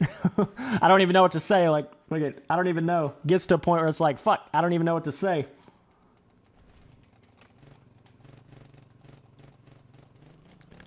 But, yeah, so, and another cool thing you get with the memberships is you get access to the members-only part of the community tab, so I can send cool little, like, updates and do, like, polls and stuff and send it to members-only on YouTube, and it'll pop up like a notification, so I can hit you up and be like, hey, man, I'm getting on my Dudeski voice chat in my Discord at, 6 p.m. on this day or whatever to give you an update on when I'm getting on, and it will pop up.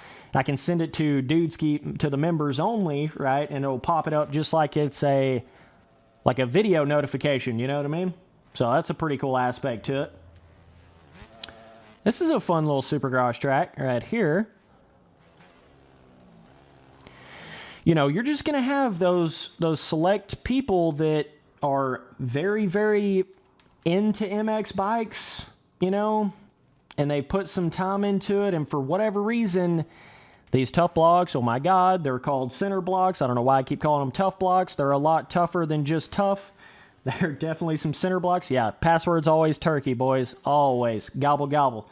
We got that custom turkey emoji to use, and that's a cool thing. You can use that custom turkey emoji not only in the live chat once you become a member, but also on the comments of my videos with all the other custom emojis like the teacup and the alien and the planets and the Haas and vibe and shit like that.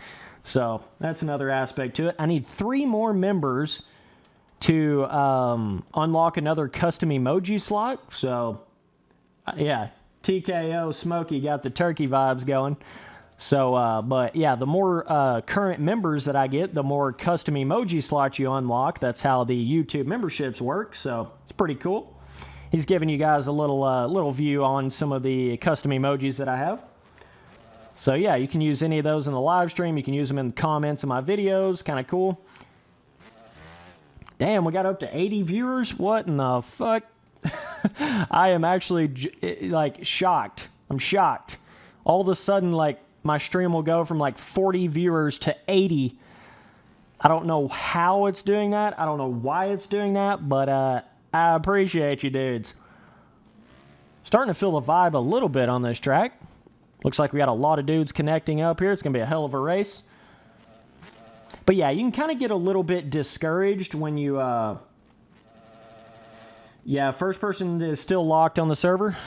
You can kind of get a little discouraged when you play on some of these simulators and you race with people that are like got, you know, 10 times the amount of hours that you have into the game. You know, you don't want to get yourself discouraged. That's a really big tip to play in these simulators. Don't ever discourage yourself by thinking, oh my God, this guy is so much better than me. I'm never going to be able to get to that level. That's the last thing you ever want to think. You know, you never want to think like, you want to think like, okay, he probably literally has, because a lot of times they do have, he literally has 10 times or more the amount of time that I have into it. So obviously, he's going to be that much faster. And you just got to look at it that way, you know? And then when you've put that amount of time into it, you're going to be that fast. It's really not that hard to, like, understand. It's pretty simple. More time you put in, the more you put in, the more you get out, man. That's the way these simulators work, and a lot of people don't understand that about it. The more you put in, the more you get out, period. I've got about 110, 120 hours into MX bikes total, somewhere around there. And you know, half of those hours were like spread across like the past 4 years when I wasn't really playing the game. So it wasn't like a, you know, strung together consistent 110 or 20 hours. It was kind of spread out like a thin sack of manure. So that was a little unfortunate, but yeah.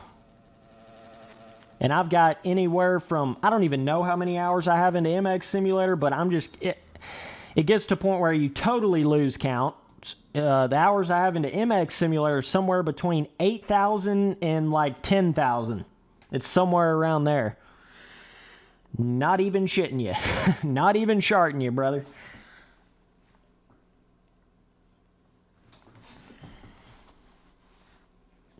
Dude asked, what game is this? I don't know, man. Honestly, it's like I think they call it Bikes. Bikes. Not that you can sit up here in the top left corner or anything like that. It's called Bikes Motocross. Or no. It's Simulator Bikes, BMX Simulator. I don't know, man. Fuck, I don't even know. We always got to take a sip of that tea on the start line, boys.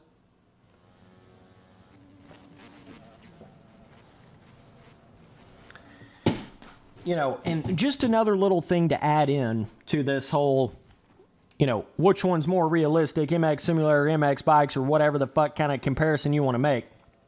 I still to this day have not seen a single top 5 RF 450 North American pro dude on MX Simulator get into MX Bikes and say MX Bikes is more realistic than MX Simulator. I've not seen a single one say that.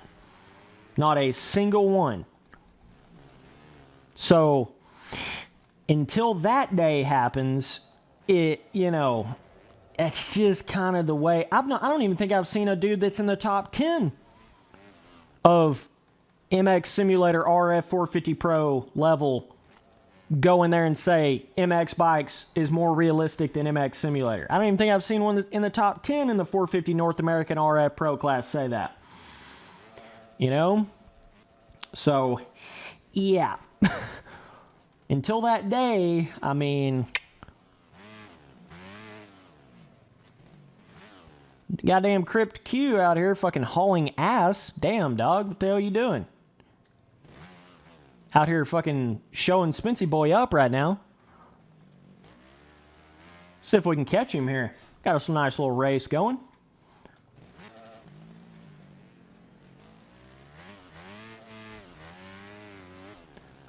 So that's kind of where my argument comes from when I say a lot of these people that say MX Bikes is so much more realistic than MX Simulator. Well, I've not seen a single one that was actually a top 10 RF 450 North American Pro on MX Sim. Not seen a single one to that level say that stuff. So, yeah.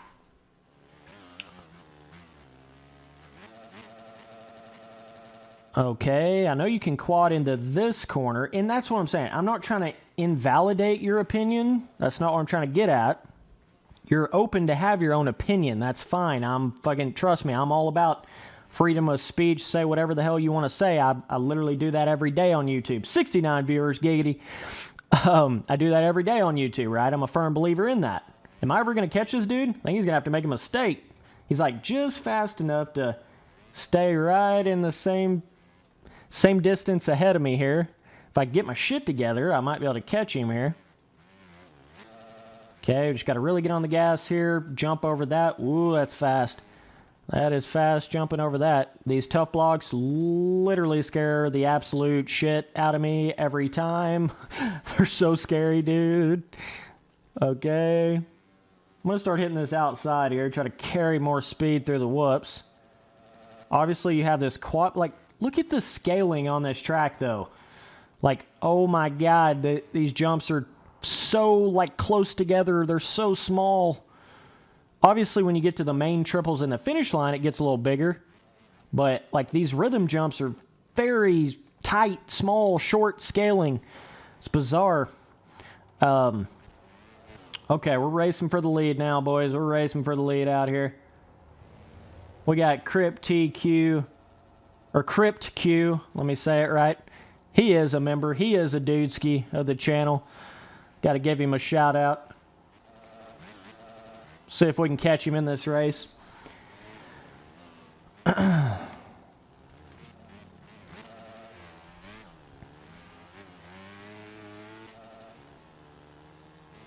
Holy shit, it's focus mode now, boys. It's go mode now. I think he's hitting that too far to the inside. You can see how I'm kind of catching him a little in the whoops right there. Okay, just got to draw these corners out better. Jump to here. I got to get my rhythm down in this area. So I know... Whoa, that lapper. We just too fast, too furious disaster real quick. A little Paul Walker action. Holy shit. Dude, the biggest 90 active viewers? What? 90 viewers? What? Can we get this shit to 100? Are you... Oh my God, dude. I'm fucking giddy as a schoolgirl right now, getting a 90 viewers. I don't know what the hell is going on. Oh, man. What's up, my dudes? Good Lord. I don't know if it's because I'm, like, getting in these cool, like, racing battles on MX bikes. I don't know what it is. But these dudes are popping off. I appreciate you guys. I don't know why the hell I'm getting so many viewers, but okay. Not going to complain. This dude's putting in a race right here, though. I have to... just keep my focus past this guy. Oof. Be careful there. He's going inside here. I'm going to go on the table. On, off. Yeah, I'm losing a little time in that rhythm. Ain't really got that figured out yet. Last lap. Let's hope he runs into a lapper. Let's hope he runs into a lapper. That damn wall is a little tricky. I don't know how in the hell I just got to 90 viewers. Biggest stream I've ever had right here, boys. Oh, we just passed him. Oh, holy shit. Yeah, you boys just witnessed my biggest stream ever. So congrats. You boys were a part of it. You boys are some legends. If you die, you're a legend. You know what it is. Let's just finish this race off without this dude catching us here. Woo. Careful with these object collisions. Okay, we're wide open second gear on this 3 fatty. I'm kind of just cruising right now. Like, I'm just trying not to wreck, you know. I'm not really going as fast as I can. I'm just cruising. Okay, let's go ahead and triple this to here, and then that's pretty fast right there because it sets you up on that table on-off there at the end. We got the Dubski. I'm a champion. Look at me go. We're back to 69 viewers, giggity. Yeah, big history, boys. Big history. So before, like, the stream that I had 2 days ago, the biggest viewer stream I'd ever had was, like, 45 or 50, I think it was. And then I did a MX Bikes racing stream like 2 days ago, and it got up to 84, so that was my biggest, like, times 2. I doubled it. And then this one, I got up to 90. So now this one's my biggest stream ever. I don't know what the fuck. I don't know what in the hell. Maybe it's because I'm finally starting to actually stream a little more in the middle of the day versus, like, later in the day. Maybe that's part of it. Shit, I don't know. Of course, I started doing a few things like adding keywords to my channel on YouTube, really starting to put some stuff in the descriptions and things like that. So they say that helps out with viewership, but I don't know. It seems to be working either way. Yeah, good race, Crypt Q. That was a good one, dog. You're definitely on a level on this track, no doubt. You're on just enough of a level to where I really have to focus. Okay, let's get on the other stock track, which is going to be Nevada 13. Get on that Nevada 13. Turkey password. Nevada 13, cranking it up.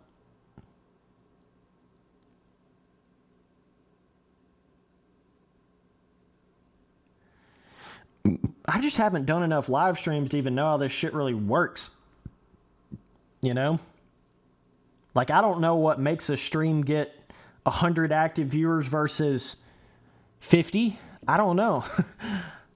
Another little thing I kind of started doing was adding brightness and vibrance to the video that I'm streaming, you know, from my recording software.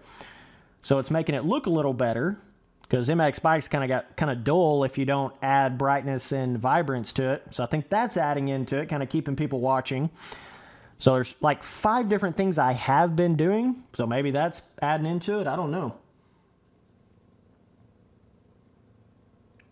But I appreciate the support either way. The memberships and the super chats have been insane. It's like, it's making YouTube, you know, monetarily worth it again for me. So if you enjoy my content, that's like a big way to help out. Really big way.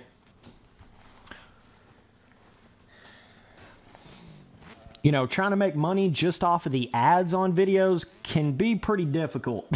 You know, you're going to have to get some pretty big time views to really start making bank off of that. But once you start getting memberships and you start getting super chats, everything starts to become a little more possible, you know, a little bit easier to do. So yeah, by the way, I obviously read off super chats that I get in the live stream, and then with the memberships, you get shouted out in the stream and at the start of a video with the memberships. I got a lot of members I still got to get to shout outs and videos, but I will be getting to that really soon. So yeah, man. But if you're interested in, you know, actually talking to me directly in Discord and getting in there and playing the games with the boys, that's how you do it. You just become a member, and that gets you access to it. This track's pretty fun right here, too. I really like these stock Supercross tracks in this game. They're interesting. Yeah, I think I was getting a lot more lag off of that St. Louis track, like, because of the track. I don't know why, per se, but I definitely am noticing, like, more lag on... Oh, my God. These tough blocks, bro. I certainly am getting more lag on, like, specific certain tracks more than other tracks. You know what I mean? But yeah, be sure and go follow me up on Instagram, add me up on Snapchat, follow me up on Twitter. All of my names for all that kind of shit is literally just Spencer Turley, no spaces and no capital letters. So just like my YouTube channel name, but just without the capital S and T and without the space in between. That is my username for all of that shit. So be sure and add me up, follow me up. And if you become a member, obviously DM me on Instagram, and I will get you in the Dudeski role of the Discord. I got a lot of other people in my Dudeski role of my Discord that's not actually members. They're like old buddies of mine. They're old, dudes that I played games with, different games with in the community and stuff like that.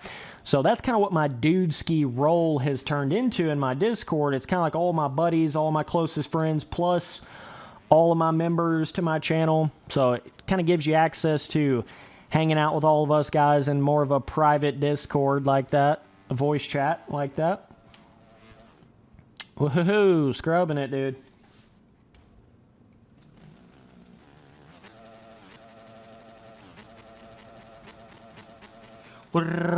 We got this 350 big hossin'. She big hossin', boys. This little rhythm right here, pretty tricky to jump to there. That one might be a little bit more of a 450 line.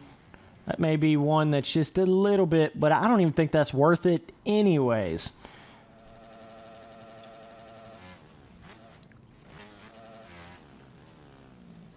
Okay, you can definitely carry some speed on this track though. Be a lot of fun when you get like that with it. Ooh. But these tough blocks, oh my goodness. These tough blocks. Oh yeah.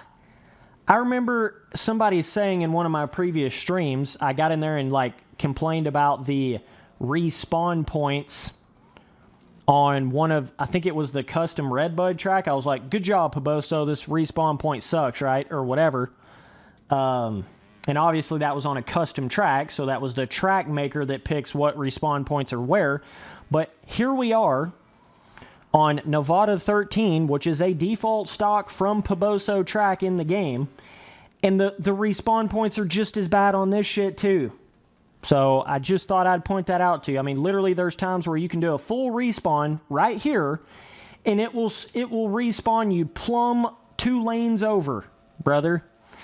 So trust me, some of these Paboso made tracks have the most terrible respawn points as well as a lot of the other custom tracks.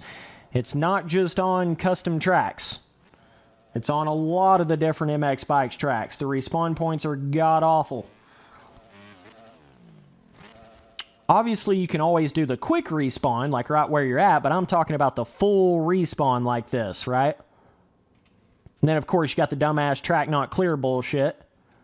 So that one spawned me here. So you can get lucky and get a good spawn every once in a while, but it can also spawn you all the way across the map as well.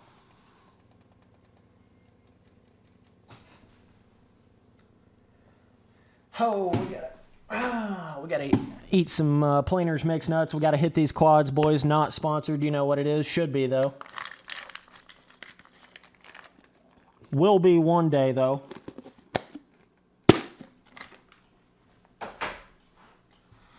Lipton Tea, Planers Mixed Nuts, New Balance.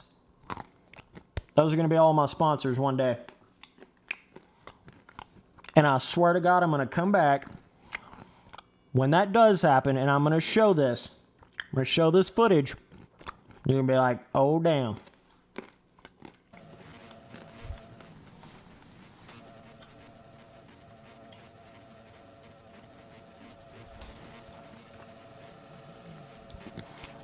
I could sell so many packages of tea. It's not even funny, bro. Like, literally so many packages of tea. I don't know if I just wrecked on the tough block or the dude. I'm not really sure. Whoa.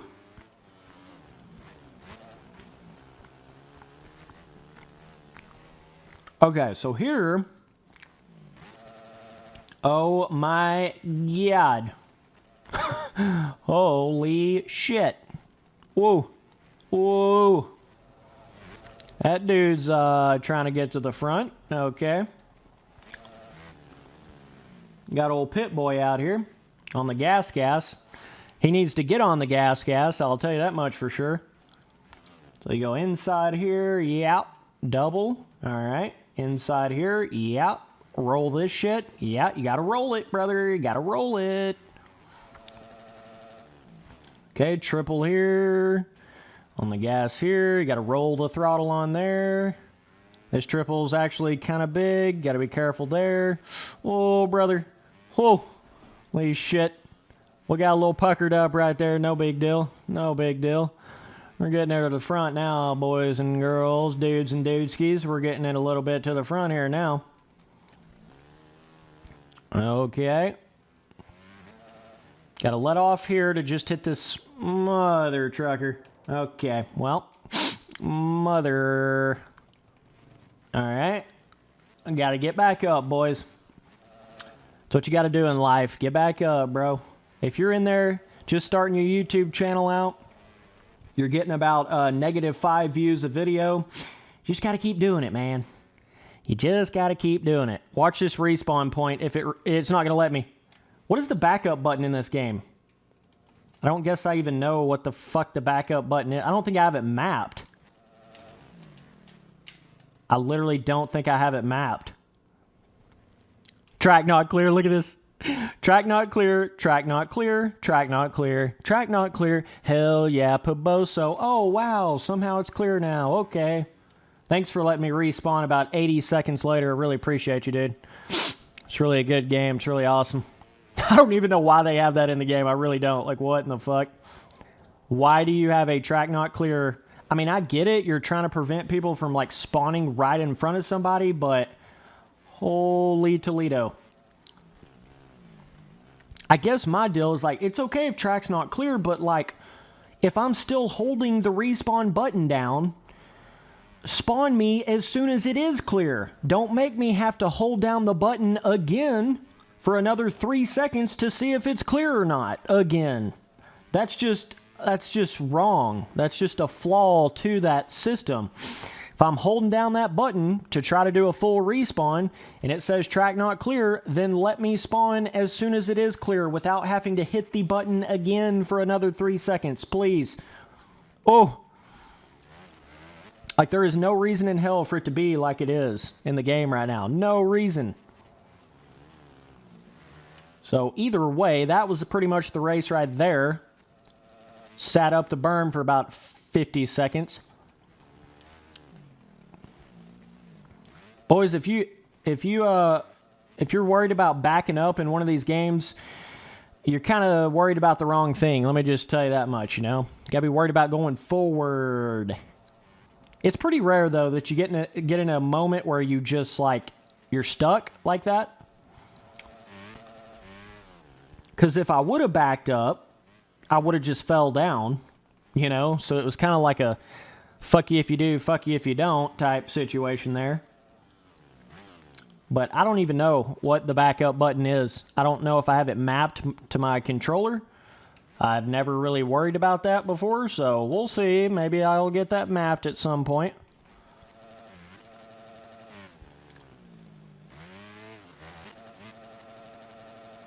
I'm worried about what button my throttle's on. That's what I'm worried about, dog. That's all I need. Button's that goddamn throttle on, dude.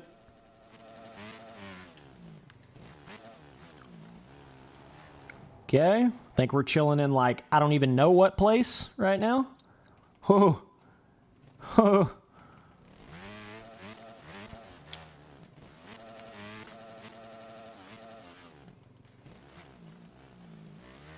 You know, and like I said before, you know, there's aspects to MX bikes that feels more difficult than MX Simulator.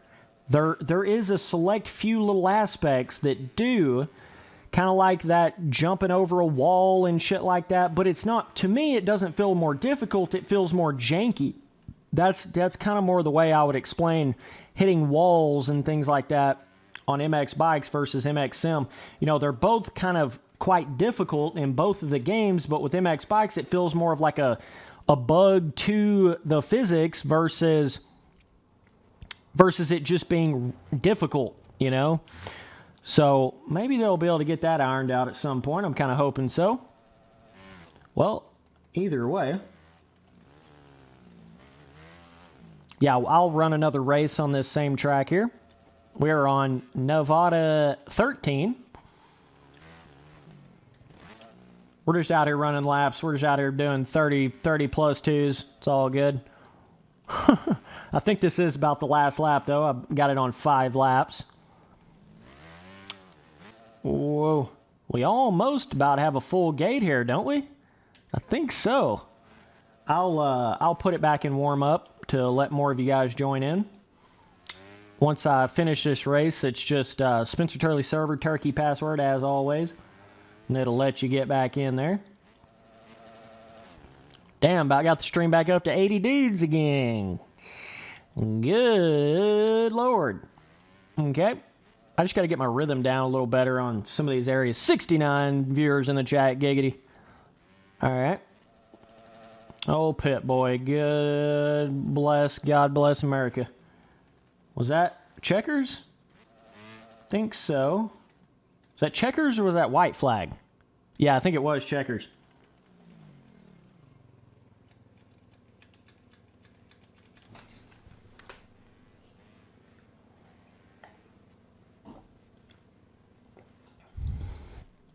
Okay.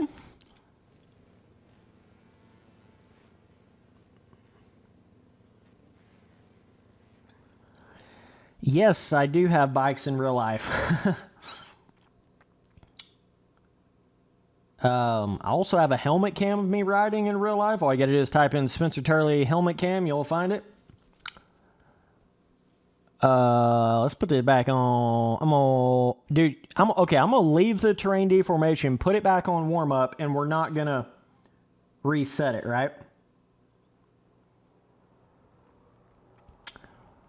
Yeah, so I actually did sell my YZ250 two-stroke like not that long ago, but I still have like another 4 bikes. Literally. I still have a YZ125. I have 2 YZ250Fs. Then I have a CRF 230 Street and Trail.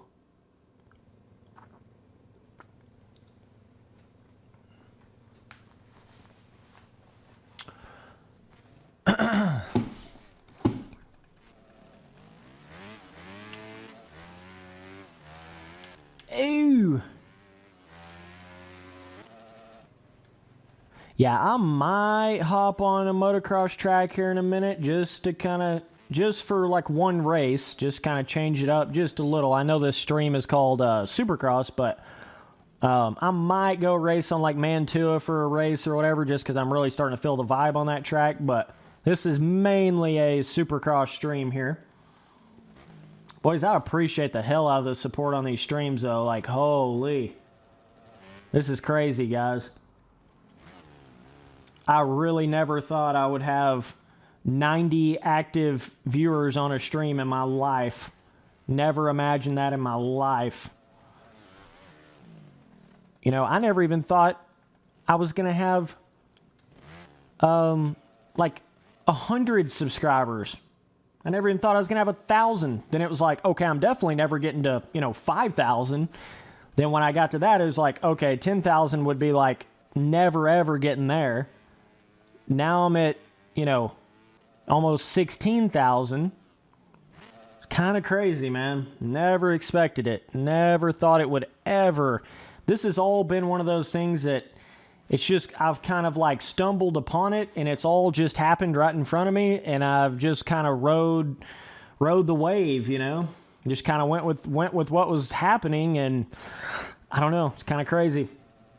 But I didn't like get into YouTube to get a bunch of subscribers or like start doing YouTube to try to make money on YouTube. That's not why I even got into YouTube.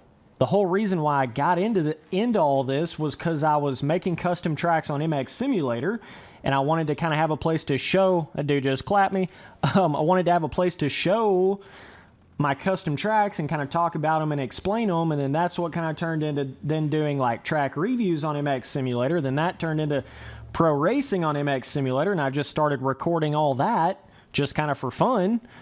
And then that started to kind of grow, and then it just got to a point where I was like, holy shit, I can actually start making money off of this. And then it kind of went from there, But it all started with a very pure like love for the shit, This is what I love to do. So that's kind of why you've seen, even though I've not had any crazy like blow up moments where I like get 1,000 subs in a day or anything like that. I've never had that happen. It's been a very slow, steady growth, but I've never given up on it. I've always just kept on it, kept doing it, because I love to do it, man.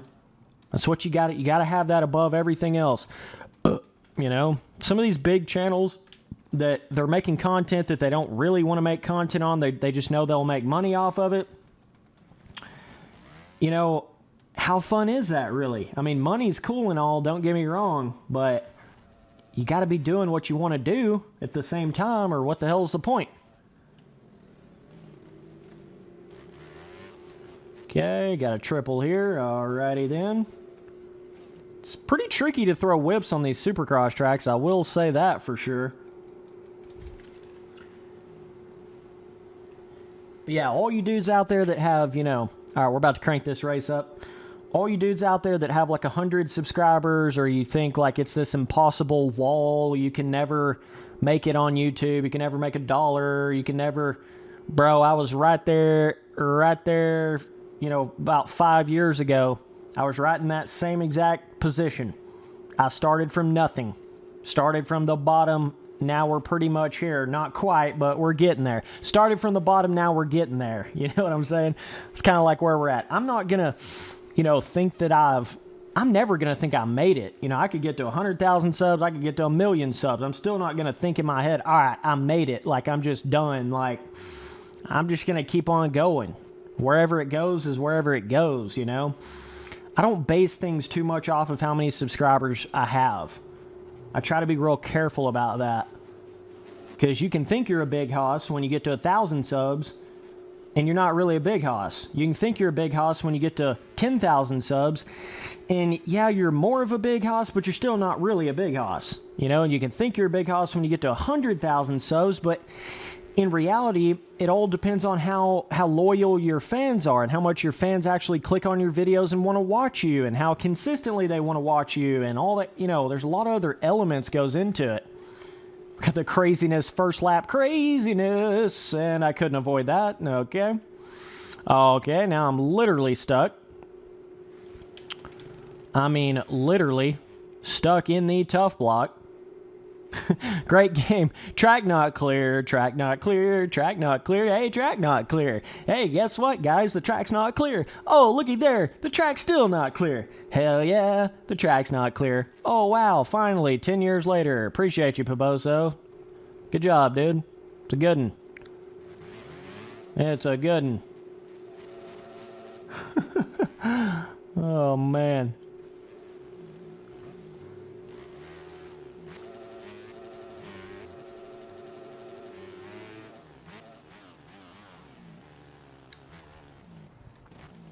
But yeah, that's what I was trying to get at, though. Like, if you're doing YouTube for the money, it's going to be a tough road. It's going to be a tough time for you, bro. It's going to be a real tough time for you, because there's going to be a lot of days, a lot of work put in of not getting the kind of viewership you expect, and not getting the kind of sub count you expect, and not getting the kind of monetary money out of it that you expect. There's going to be a lot of years of that before you do get to a point where it is making something, you know? There's a lot of these YouTubers, I'm not going to go naming names, but there's a lot of them that you think they started their channel at a certain time and things of that nature, but they had channels before, or they had shout-outs, or they had whatever. It's not like pure starting from nothing to whatever their channel is. You know, a lot of them did have channels before. A lot of them got shout-outs from bigger, way bigger channels, so they got 100,000 subs in a day for doing absolutely nothing. I'm speaking from a standpoint of literally, this was my one and only, first and only channel, okay? And when I started this shit, I had no idea what I was doing at all. So you literally saw started from a full-blown beginner YouTuber that had no idea what he was doing to all the way to this point. So, you know, I know that process, man. I know exactly how that goes. But it's one of them things you just got to keep at it. You just got to keep at it. You know, 10 views turns into 100 views, turns into 1,000 views, turns into 10,000 views, turns into 100,000 views, subscribers, 50 turns into 100, turns into 500, turns into 1,000, turns into 5,000. It's just the way it goes. It may take you years. It may take you months. It may take you whatever. But, you know, as long as you're doing what you want to do, can't really complain that much, man. All right, we're chilling in, like, I don't even know what place. Probably, like, 4th or something. I know that definitely screwed me again with the respawns there. Trying to respawn, track not clear, stuck in the tough blocks. Kind of surprised any game has that kind of an issue at this point in time. But it is what it is. We'll see if we can catch up here. Says I'm in P9, but that pit board lies its ass off. You can't always go by that. I really don't think I'm in P9. I think I'm in more like P3 or something like that now.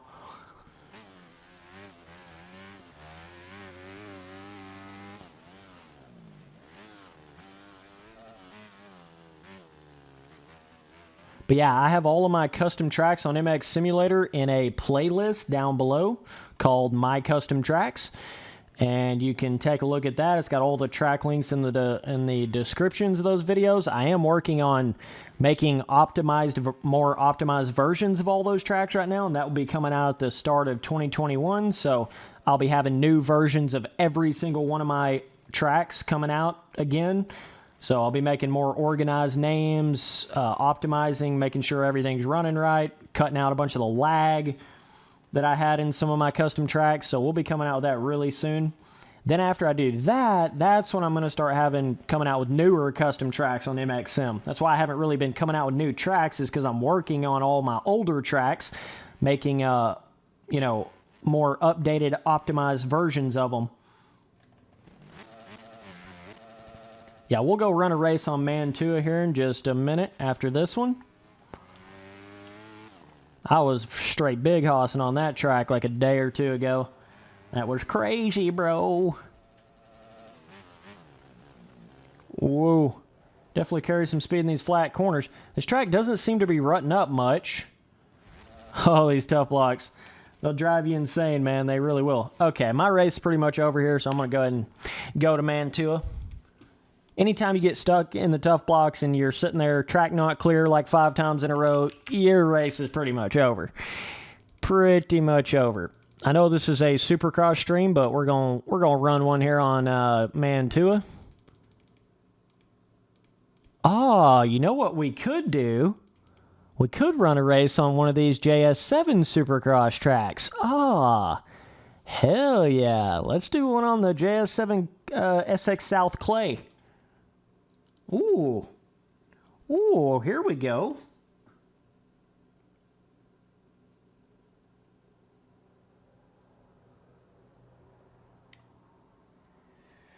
Got this little JS7 Supercross tracks. All right. I know a lot of you boys have this track downloaded.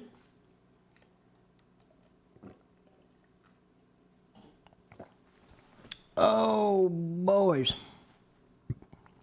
I think I'm sitting at like 12 or 13 members right now. So, it's pretty good. Happy about that. I'll be doing some more Reflex multiplayer streams soon as well. Gets to the point where those tough blocks just starting to drive you crazy, man. They really do. Okay, so here we are. Oof. That's a quad. That's a quad daddy fatty. That is a quad daddy fatty. That T's hitting right, TKO. T's hitting real right. T always hits good if you make it like me, you know. You got to make it like me though, man. I'm a T connoisseur, you know. I got a lot of very, very specific ways that I make T. It's got to be you got to know the secrets. Got to know the secrets. All right, there's the starting gate. That comes around here. Okay. Whoa, you can carry some speed around there. Holy shit.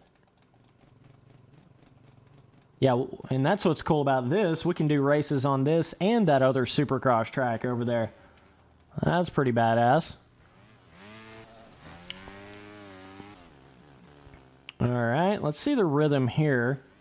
I know you can jump to that table, then to here, and probably like triple to the inside. Probably a little faster. Okay. Way out here on the James Stewart SX Red Clay track. Spencer Turley server turkey password. Be sure and hop up in here. We're about to run a multiplayer race on it. So there's not really any tough blocks on this track, which is interesting. This, ooh, you definitely don't want to jump in between those two on-offs. A little careful there, but this can be a real, ooh, that's going to be a spot to make up time. Holy shit. Right around that whole area right there, that's going to be big. Then hitting this inside here. Yeah. All right. Rolling around the outside here. Oh, that's big, Daddy. That's big, Hoss, and that's big T sipping. I don't know if we can do that. It's like a 5 jump in. I don't know exactly, but seems like a 5 jump. Oh, that dude's bike. How did I just live? I don't know. Okay. Oh, shit. We're starting to go. Starting to get around these corners. Starting to giddy up around these corners, boys. This steed's getting out of hand. I don't know if I can handle this thing, man. I need to practice hitting some inside ruts, though, for sure. So you can obviously cut up the inside. You don't have to go all the way. Whew. You don't have to go all the way outside there. I don't even know what the fastest line is on this. I have no clue. So you can go inside here as well. Holy shit. Ooh.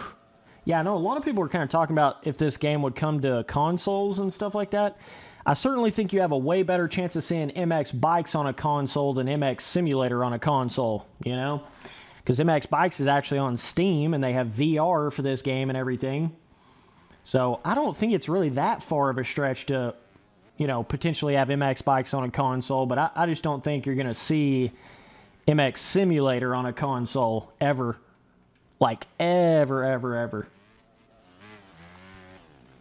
Just get on the brakes here. Yeah, that's the fast line there. I don't even want to attempt to hit that. Ooh. Okay, let's have us a little James Stewart 4th tapped on the Cowie 125. Just water sack real quick. No big deal. We dropped our Planers Mix nuts there real quick. Yikes. Okay. That triple is the smallest Supercross triple I have ever seen in the history of mankind. It is tiny. Okay, we got enough dudes in this damn thing. Let's start this race.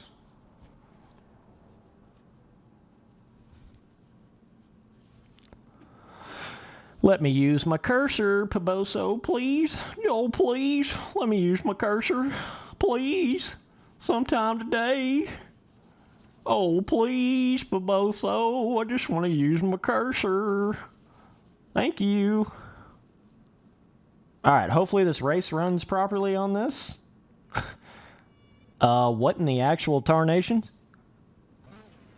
Okay. Looks like they're definitely giving us a damn advantage. What is this, Enduro? Putting us on row 75. Watch me pull this whole shot either way. I swear to God. I'm not letting off. Just letting y'all guys know. I'm not letting off into that first corner. So get ready. Get ready.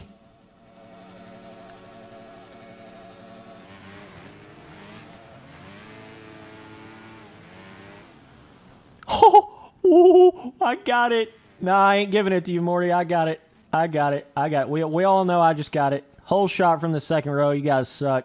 If I die, I'm a legend. Oh, man. What a big Hoss status. Oh, my God. Oh, my. That's what T does for you, kids. And then it does that, too. That's what T does for you, kids. You can get the whole shot from the back row. Drink up that tea, boys. Drink up that tea. Holy shit. Holy shit. That is funny.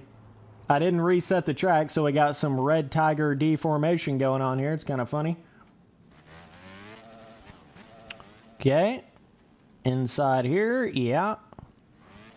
I want my $200 Moto Option Moto Sport gift card, please. Thanks. Appreciate you. Oh, man. Has that ever actually happened before, like in a real like pro race of any kind? I know they have 2 rows on Arena Cross. Has anybody ever actually pulled the whole shot from the back row? I don't know if that's ever happened before. A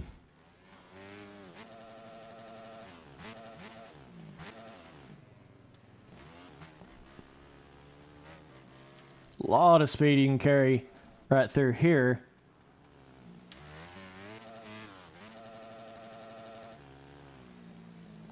Okay, let's see if we can catch this guy. I think we're about hitting the same lines down through here. See, he would have, had there been tough blocks on this track, he would have just wrecked his shit right there so hard. So that's a little bit of a difference with on this track. You don't have to be as careful, you know? Dude, I think I'm gonna start hitting the inside there. Fuck that. Alright. Feel like I'm getting around this track decently. Just got to kind of put it all together here better. Got to hold the gas down through here a little better. Okay. Feel like I'm railing slightly. See, if you go outside, then it does kind of set you up better for the inside here. I will say that for sure. So you just got to hit a smaller line. It seems like more times than not on MX bikes, that smaller line is actually faster, which is kind of crazy, but seems like that's the way it is. Like right there, I'd have just died had there been tough blocks, you know? So a lot of times you can get away with almost crashing a lot more on a track like this than you could one of the actual replica tracks. Well, oh shit. Well, you boys witnessed the whole shot from the back row. And my biggest stream to date, so yeah. Oh, man. Oh, no, lappers. Getting into the lappers. Lappers are playing a part in this race, Ricky. Yeah, looks like it, Ralph. Looks like it. Oh, well, Michael Leslie just ran into the back of the turkey boy.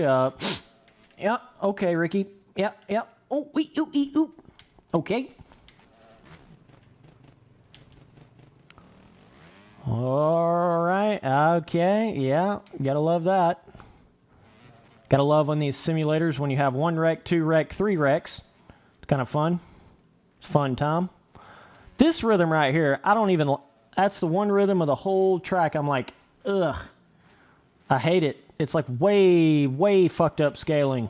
Way bad, way too close together scaling. I mean, this whole track does have a little bit of like a small, close together scaling vibe, but that one section in particular, when you come out of that corner, that is just way jacked. Way jacked up. I guess we're in P3 now. I kind of lost track. We're out here making passes.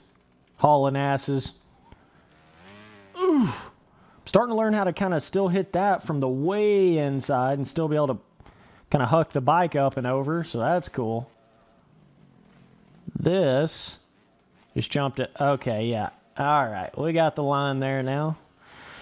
Just kind of have to roll over that a little. Whoa, dog. Oh, I got to love the front end lock. It's just like slow motion. Oh, you're going to die and fall into the ground and you can't do anything about it. Okay. Okay, checkers flag actually like pops up on the side. Interesting. Interesting. Okay, I guess that's the finish line. Is that the end? I think so. I think so.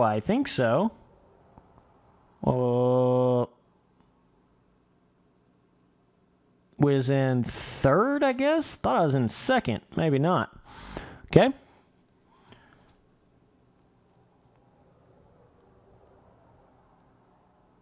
All right, I will put it back in warm up here so some of you guys can join. Spence Turley server turkey password. Hop up in here, boys and girls, dudes and dudeskies from across the nation. from across the planet, from across the solar system, from across the galaxy, from across the universe, from across the dimension. Hop up in here. We're here all week. It's all good. I'm just going to let this deformation keep on a ticking.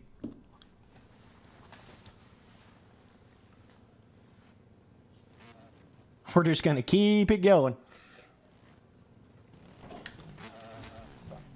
When you have a track like this, it's like pretty easy. You need a little bit of that deformation to give it a little more skill. Oh my God, 7 jumping. Holy. Don't think you're going to be able to do that one from on the track. I'm just going to go ahead and call that right here. Okay. Y'all love this Red Tiger deformation. Red Tiger Call of Duty Modern Warfare 2. Red Tiger deformation. It's always a good time. Guess that's like the clay deformation of the game. The red clay deformation of the game or some shit. I don't really know. That rut's getting a little bit of a vibe going. See if we can hit. All right, I'm just going to kind of... Oh! Okay, that's a little more tricky, hitting that outside now. That is certainly building a rut ski. My dude skis. Building a little rut ski there. Man, we are putting in the seat time on this KTM. Tell you what, dog. We are putting the time in. Oof. I appreciate y'all boys tuning in the stream. We've been streaming for like 2 hours now. My back is getting tight. Oh, that tea was hitting good, though. Holy. Tea is the key, boys. Don't ever forget it. If you drink enough tea, you can actually pull the whole shot from the second row. Spency Boy's proof. Spency Boy is proof. I'm just going to blame it on the tea. Blame it on the tea.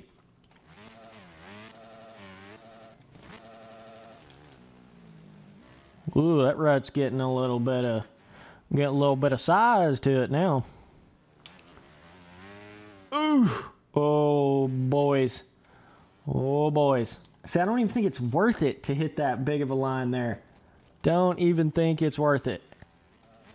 We pretty much got damn near a full gate of dudes here now, though.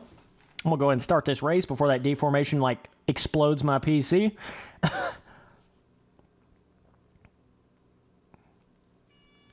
Had a couple little stupid crashes in that race. Kind of took me out of it. Yeah, watch this. I'm in the front row now, and I'm not going to get the whole shot. Watch. Just watch.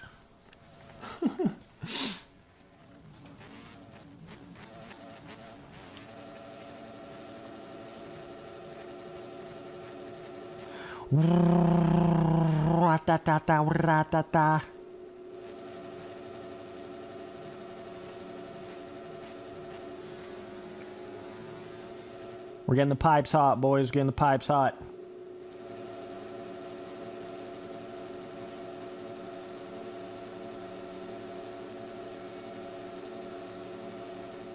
Gate, hello, sometime this decade, please. Thank you. Oh, yeah, that's about how that goes. Yeah, if you want to get involved, get involved on a good moto gaming community, don't get involved in MX Simulator, because it's the worst right now. The community of MX Simulator is the worst right now. They have so much bullshit going on with, like, paid custom skins and paid custom bikes, and you owe me this, and I didn't say you could give this guy that, and this is I copyright this even though it's not even my game. You gotta pay for this even though it's not even my... There's so much of that bullshit going on in MX Sim right now. It's insane. It is insanity. Like, that's one thing I think... That's probably the biggest thing that's hurt MX Simulator over the past 3 years. It's just the community. Period. It has went down the absolute shitter hole. Sad to see it, man. Sad to see it. Okay, this guy's going outside. Ah, that's too tough to hit with all these ruts. Way too tough to hit. Okay, we just got to focus here, guys. Got to focus. Getting a little rough out of that corner. All right. Just got to hit these standard smaller lines and really focus on carrying the speed through these areas, and that's how you're going to win this kind of a race. Not falling down in corners like that are getting rough. Whoa. Dude, I'm about to start hitting the outside there. I feel like it sets you up, and I don't want to fall in that rut either. Set you up pretty good for this. Starting to catch them a little now. I think we're chilling in third right here. These are both the guys right here in front of us. Everybody else is lappers, I'm pretty sure. Okay. Whoa, look how ready that shit's getting. The whole track's Red Tiger now, boys. The whole entire track. Whoa, gotta be careful through these ruts. It will throw your front end down quicker than you can say Bob's your uncle, bro. It really will. Got to be careful there. Just going to go inside because we got that lapper around the outside. Beetlejuice, Beetlejuice, Beetlejuice! You gotta love that. You just gotta love that right there. Oh, man. Ain't nothing you can do. Just a... Remember when that happened to Seeley? He was leading a fucking... I think that's dude in first right there. What in the hell? Might have to give you a 2-week suspension for that one, bruh. Okay. Yeah, you remember when Cole Seeley, he was like leading a heat race and somebody launched like over rhythms and it took him out while he was leading, like some lapper way in a different rhythm, jumped rhythms and... No, that wasn't the... I think it was like that, but they were trying to pick the bike back up, and he ran into them when they were trying to, like, move the bike. I don't know what it was, but there's been times, though, where people have jumped rhythms, jumped over berms, and, like, took out the dude in the front on a Supercross track. You know what I mean? There has definitely been times where that's happened. No doubt. Okay, so we're either in first or we're in, like, second. I don't even know at this point. There is lappers galore. Everywhere. That lag is certainly advancing with this deformation, no doubt. Okay. Can hammer it through those whoops. Whoops. Woo. Says I'm in P1. Don't know for sure, though. Says we out here in that number 1 spot. You're either first or you're last, boys. Oh. It is getting scarier with more of that deformation. Just gets a little scarier every lap to hold the gas on. Just gets a little more sketch every lap. That's getting kind of sketch right there, too. Oh, bro. Whoa. Okay. Okay. It's kind of like deformation practice, isn't it? Interesting. Okay, I don't know if that last lap was the last lap or if this is the last lap, but I do see checkers. I think that might have been it right there. I don't know. Let me take a look-ski. Yeah, we got us a dub. Okay. Okay, so now I'm going to go to the other Supercross track. All right. Let's go to the other Supercross track. Now we're going to go to the Stewart North Sand Hard Giggity track. Okay, syncing up now. You know, it takes about a decade to sync up. As you can see, though, I'm already starting to get the vibe on Supercross. Just from getting in here and, like, running some races. You know, I'm looking way faster now than I did just at the start of this stream. You can see the progression every race. I'm just going a little faster, a little more comfortable, a little, you know, that's how you got to do it. You got to kind of warm yourself back up.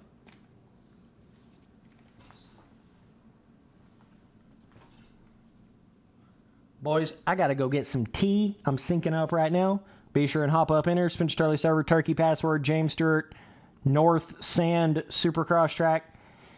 Giddy up, boys.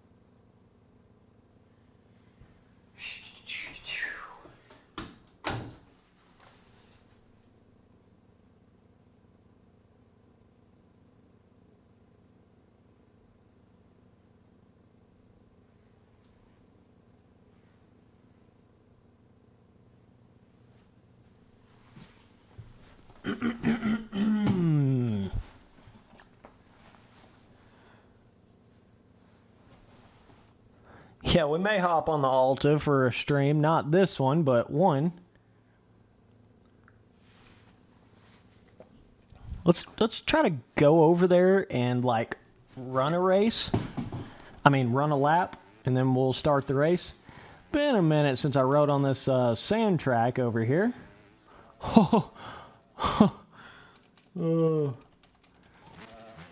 Okay, so it's got this main triple here. Okay. All right. Jump to here, triple here. Oof. Triple there. I just want to make sure I got some of these rhythms down a little bit. Kind of look at the layout a little bit. See what the hell I'm doing. We're on Spence Turley server, Turkey password, James Stewart, Supercross tracks. Be sure and hop up in here. Okay. Go outside here. Oh, I need to figure that out. I need to figure that out right there. Pronto ASAP Rocky. We got to figure that one out. Okay. Ooh, triple. Okay, yeah. Got a triple there, triple in, then triple to the table. Here. Can we do here? Triple, and then... Ooh, I think we need to go on that table. Okay. Main triple there, obviously. Oh. Oop. Okay. Jump to here. Jump up over here. Like so. All right.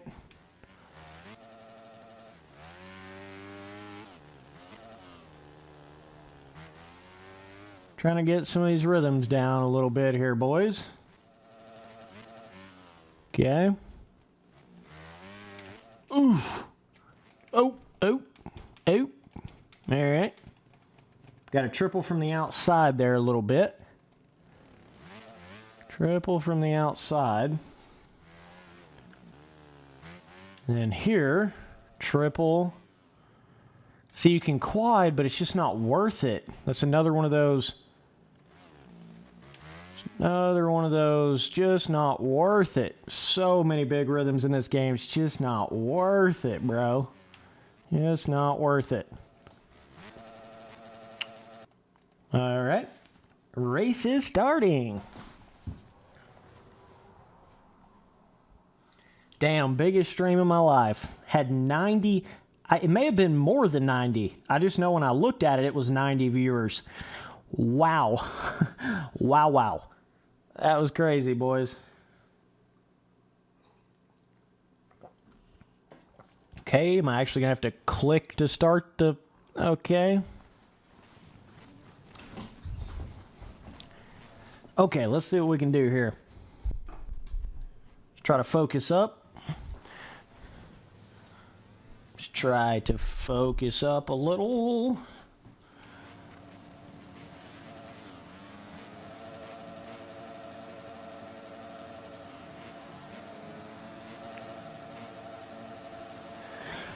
Do.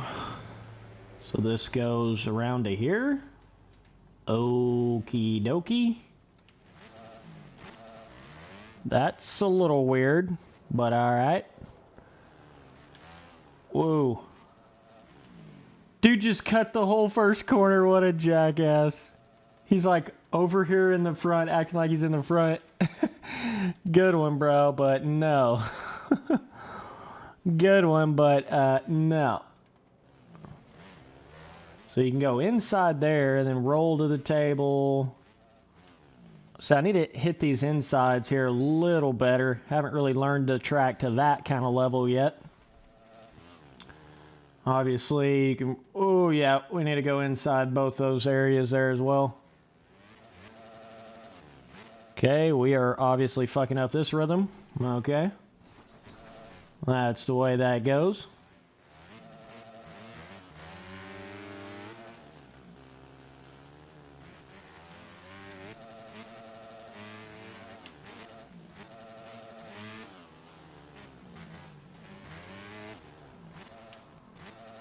And that's a product of not playing the game enough right there. See, it's just so interesting how you, like, when you have learned a simulator to a certain point, you know how they are. Like, you just know how they are. So it's such a, like, in that specific instance, you know, just put more time in prevents that kind of stuff from happening. You got to just put the time in, man. It's all there is to it. You know, I can run with anybody on MX Simulator. Anybody. You put me in a 1v1 fucking situation, especially if you didn't have a road on. Especially. I can run with any soul in that game. Granted, when they're not running hacks or key sharing or some bullshit like that, right? I can run with anybody. Not saying I'm better than everybody, but I can run with anybody. Right? So, when you get to that level, then you know how it is. You just know how it goes. Like, I've went through all these same exact, like, this same exact process, going through the different levels of a simulator and seeing, you know, somebody at this level and then getting to another level and then taking it to the next level and then taking it to a level even further than that. You know, you get to a point where you've done all that before. It's an interesting experience doing that in a simulator and then doing it again in another simulator. That's really bizarre. That is a bizarre thing about it for sure.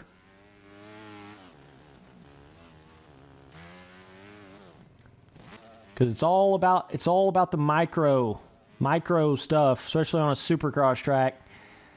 It's about the micro stuff, man. It's everything to it. You know, it's just carrying a little more speed. I'm getting so much lag. I couldn't triple in here if I wanted to from this lag. Could not do it. Lag is pretty gnarly on this track when you're hosting the server. Quick movements is what gets you when you got that kind of lag. You just can't do it. Like, even if I had this kind of a lag on MX Simulator, I'd look like I didn't know what the hell I was doing in that game either. Because the lag plays a big part in simulators. That's one thing I've noticed. Like, lag is big on a simulator. Because the whole game is based off of, like, lightning fast reaction, every little micro reaction, you know. So anytime you get any kind of a lag in a simulator, it's going to be a lot more detrimental than it would be on a standard arcade game or anything like that. But that's what I mean by how I don't even really care. That's why I'm not taking this that seriously. It doesn't matter like that to me, you know. I've done all that on MX Sim that it just doesn't matter. It doesn't matter, you know? You get to a point, you get to a certain level, a certain amount of hours you put into one simulator, it makes it to where nothing else is really going to matter like that mattered, you know?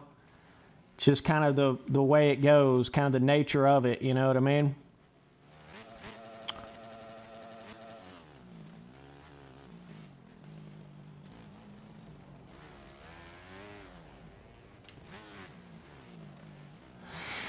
You know, I feel like once you get to a certain level on a simulator, especially MX Simulator, right? The one that takes, you know, a lot of fucking time to get to that top 5 RF 450 level or whatever. Once you've done that, you've pretty much proved yourself at that point, you know? You really have. And then it's just a matter of like, yeah, I could be that same thing on MX bikes. I could do that same thing on MX bikes. It's just a matter of time. You know, if I wanted to do all that on MX bikes, it would just be a matter of how much time I wanted to put in to get to that point, you know. But once you've already done it on MX Simulator, you've proved that you can do it in a simulator. You know what I mean? You've proved that sort of... You can haul ass in a simulator, a dirt bike simulator, you know what I mean? Once you kind of prove that, then it's like, what else is there really to prove? There's not really anything else to prove. So, it's kind of what it comes down to, man. We're going to run another race on this one, though. Had some weird-ass little mistakes there.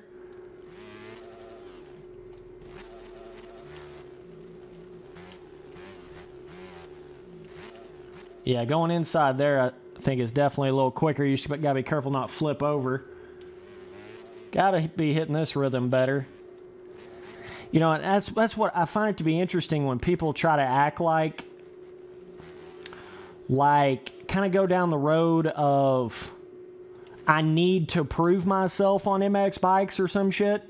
I find that to be kind of funny when people, you know, act like that or go down that road or whatever. It's like, dog, I've already done that before. I've already done that on a simulator that is more difficult. Whether or not you want to call it more realistic or whatever the hell your opinion is on that, it takes you longer to get to a certain level on MX Simulator than it does MX bikes. Period. Period. There is no question about that. It's going to take you, I would say, double or triple the amount of time to get to basically the same kind of speed level on MX Simulator that you would be on MX bikes.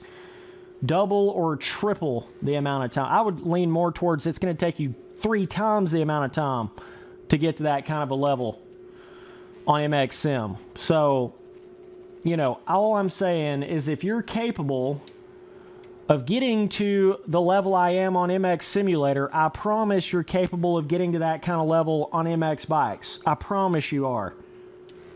Promise, dude. It's just a matter of time. It's just a matter of how much time and effort you want to put into it at that point. It's not like you can't do it. It's like, do you really even want to do it? You know, that's what it comes down to. Whereas, had you never gotten to that level on MX Simulator, then you're still kind of unproven. You know, you're still kind of, no one really knows if you could do it on MX bikes or not. You know what I mean? So, you kind of get into that a little bit. Let's run another race here, though. Not resetting the track. Gonna be a little gnarly. Okay.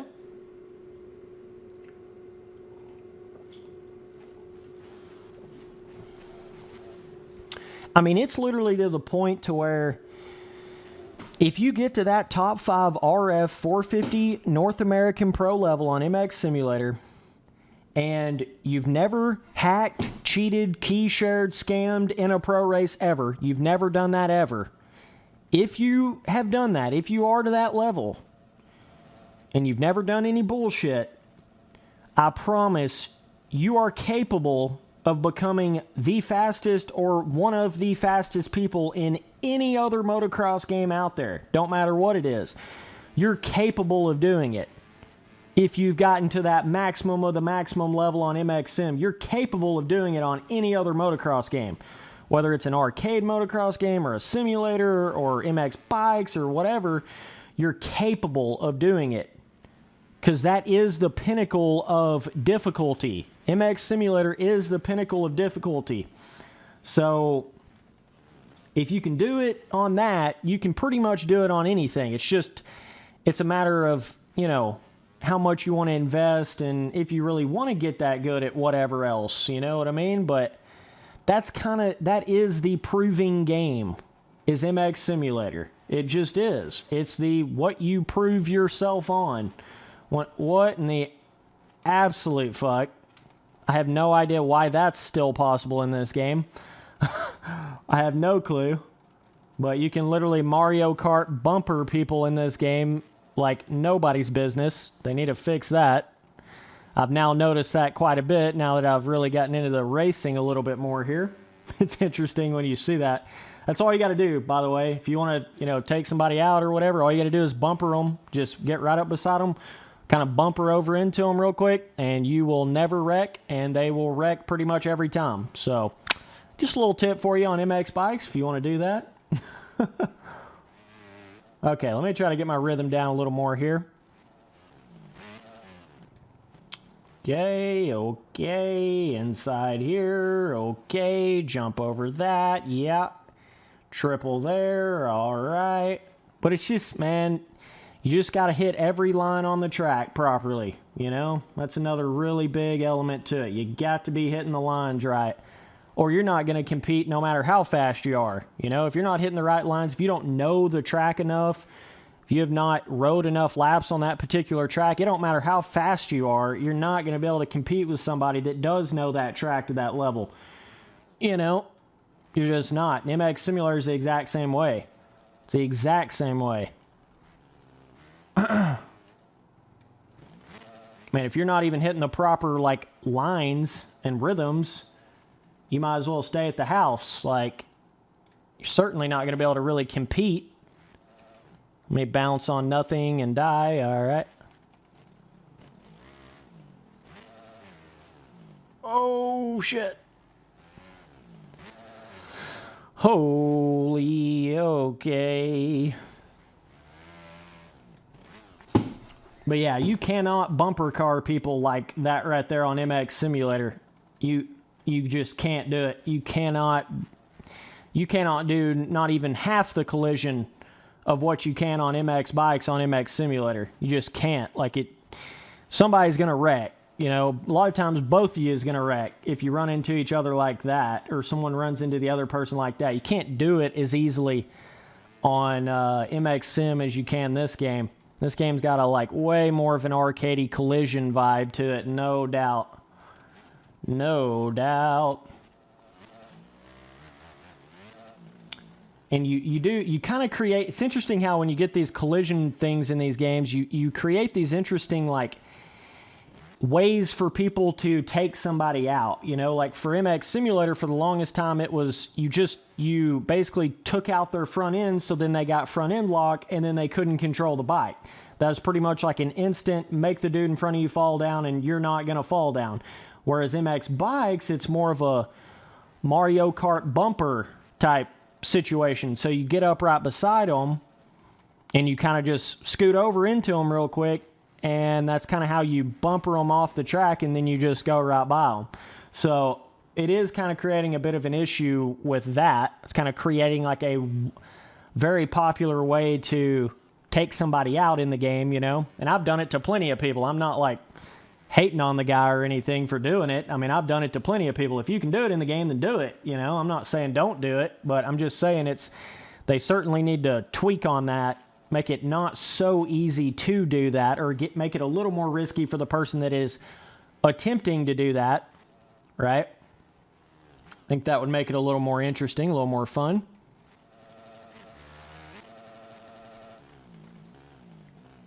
But yeah, and then it kind of goes into, if you're not racing in a pro race, don't take the shit too seriously. I mean, you cannot take these random online server races too seriously.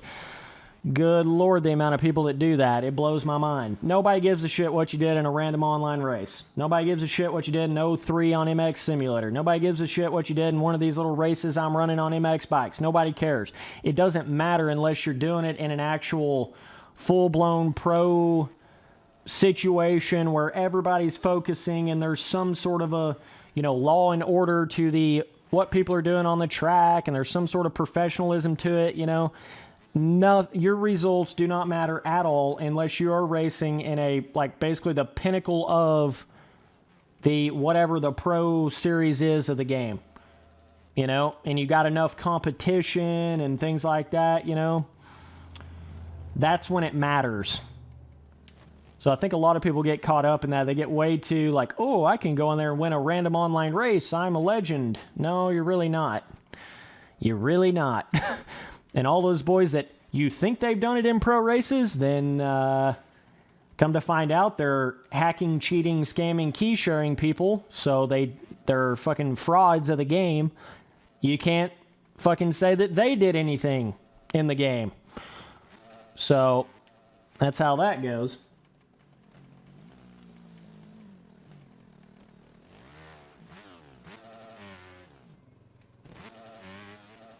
Ooh, that's a bit of a line there. Okay. Alrighty then.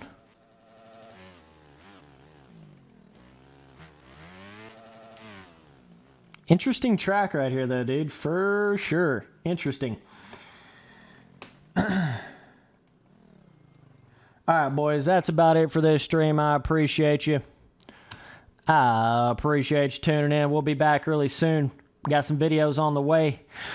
We'll be getting it pronto ASAP, boys. Later, dudes.